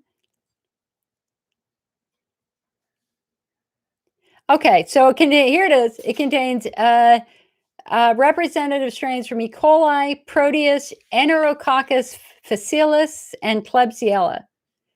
So the initial data on this is really quite good. It's a very, very good right now. So that's something that we're all looking forward to. Imagine being able to have a vaccine that would prevent UTI. Can you imagine what that would do? You can imagine that the antibiotic companies are going to be pretty pissed off. They're going to probably try to discourage it, because all it's for the big companies. It's all about market share, tragically, aka Allergan Lyris. Corey says, I also have mast cell activation syndrome. It all started with too much prescribed Levaquin for UTI that was IC. I believe it, hon. I mean, we're really starting to understand the long-term toll that antibiotic use causes to the urinary tract, and it's pretty devastating. I have Meniere's disease from taking one double-strength Bactrim to prevent a UTI. It was because I've only had a couple of UTIs in the last 25 years, but the last one that I had was happened after intimacy. And so my doctor suggested using a prophylactic double-strength Bactrim. I took one capsule and my ears started roaring. It was like I had a semi-truck idling in my ears. And it was devastating. It took months for it to go away. And I was supposed to go chair the San Diego IC conference. I was supposed to be the MC for it 2 days later. And I couldn't do that because they wouldn't let me on a plane because it messed up my ears. And when you actually look at the drug spec sheets, tinnitus is a common side effect of some antibiotics, and it's permanent. And so thankfully, it's no longer this deep-pitched roaring. Now it's just like a high-pitched high wire. I mean, I hear it right now. I hear it all the time. So I always sleep with a book on tape on. I always have something on to distract me from it when I'm trying to go to sleep. And it was just from one pill, one double-strength Bactrim. So am I pissed off? Yes. I don't want anybody to go through what I went. It was terrible. So, all right, my friends. Well, listen, I think we'll call it here. I'm going to wish you well. Here's your homework for 15 minutes a day. I need you to do something for your spirit. Give yourself a break. Rest, recover, nurture. If you like to go to church, go to church. If you like to sit under a redwood, sit under a redwood. Do something that will bring you peace. For 15 minutes a day, I need you to do something for your IC or your pelvic floor. For God's sake, go lay down on your living room carpet or rug and do your appropriate pelvic floor work. 15 minutes a day. You can do this. For 15 minutes a day, I need you to do something for your noggin here. I need you to start reading. And again, this is the book for anybody with any sort of muscle dysfunction. This is the book. It's free on Kindle Unlimited. For God's sake, read a chapter a week. This will teach you more than any other book out there about the many potential causes for muscles screwing up, if not effing up, your bladder and triggering the symptoms you associate with IC. And then for 15 minutes a day, I need you to do something for your heart and I need you to do something that will make you laugh, because laughter modulates pain. Pain accompanied by laughter is minimized by the midbrain. Pain that's accompanied by tears will be intensified by the brain, because your brain thinks your life is at stake. And so it's very important on a daily basis that you do things that will make you laugh. All right. Okay. So Sierra, Betty says, I thought vaccines only worked on viruses. No. Vaccines have the potential of working on bacterial infections too. Isn't that interesting? Sierra, yeah, you know what? I'll go ahead and start back up the Zoom, okay? But I'm going to say goodbye to Facebook and YouTube. And Sierra, give me a minute and I'll start it back up, okay? And if it doesn't turn on, call me on Tuesday and I'll be happy to talk to you on the phone too. But I'll turn it off. Let me turn off these streams first. All right, my friends on Facebook, y'all have a very, very good day, good week. Remember, you are strong. You've never been more prepared to deal with whatever happens to you than you are at this very moment, because you are truly one day older and one day wiser. You got this. You got this. You're tough cookies. If you're ever going to go do something that's difficult for you to do, you can just pretend that I'm walking right next to you. Okay? You're tough. Okay, I'll talk to you later. Oh, God, I really messed up the video. I didn't. Wow, y'all are looking down on my heads on Facebook. Sorry about that. When I look that way. All right. Facebook is shut down. All right, YouTube. Peace. Be well.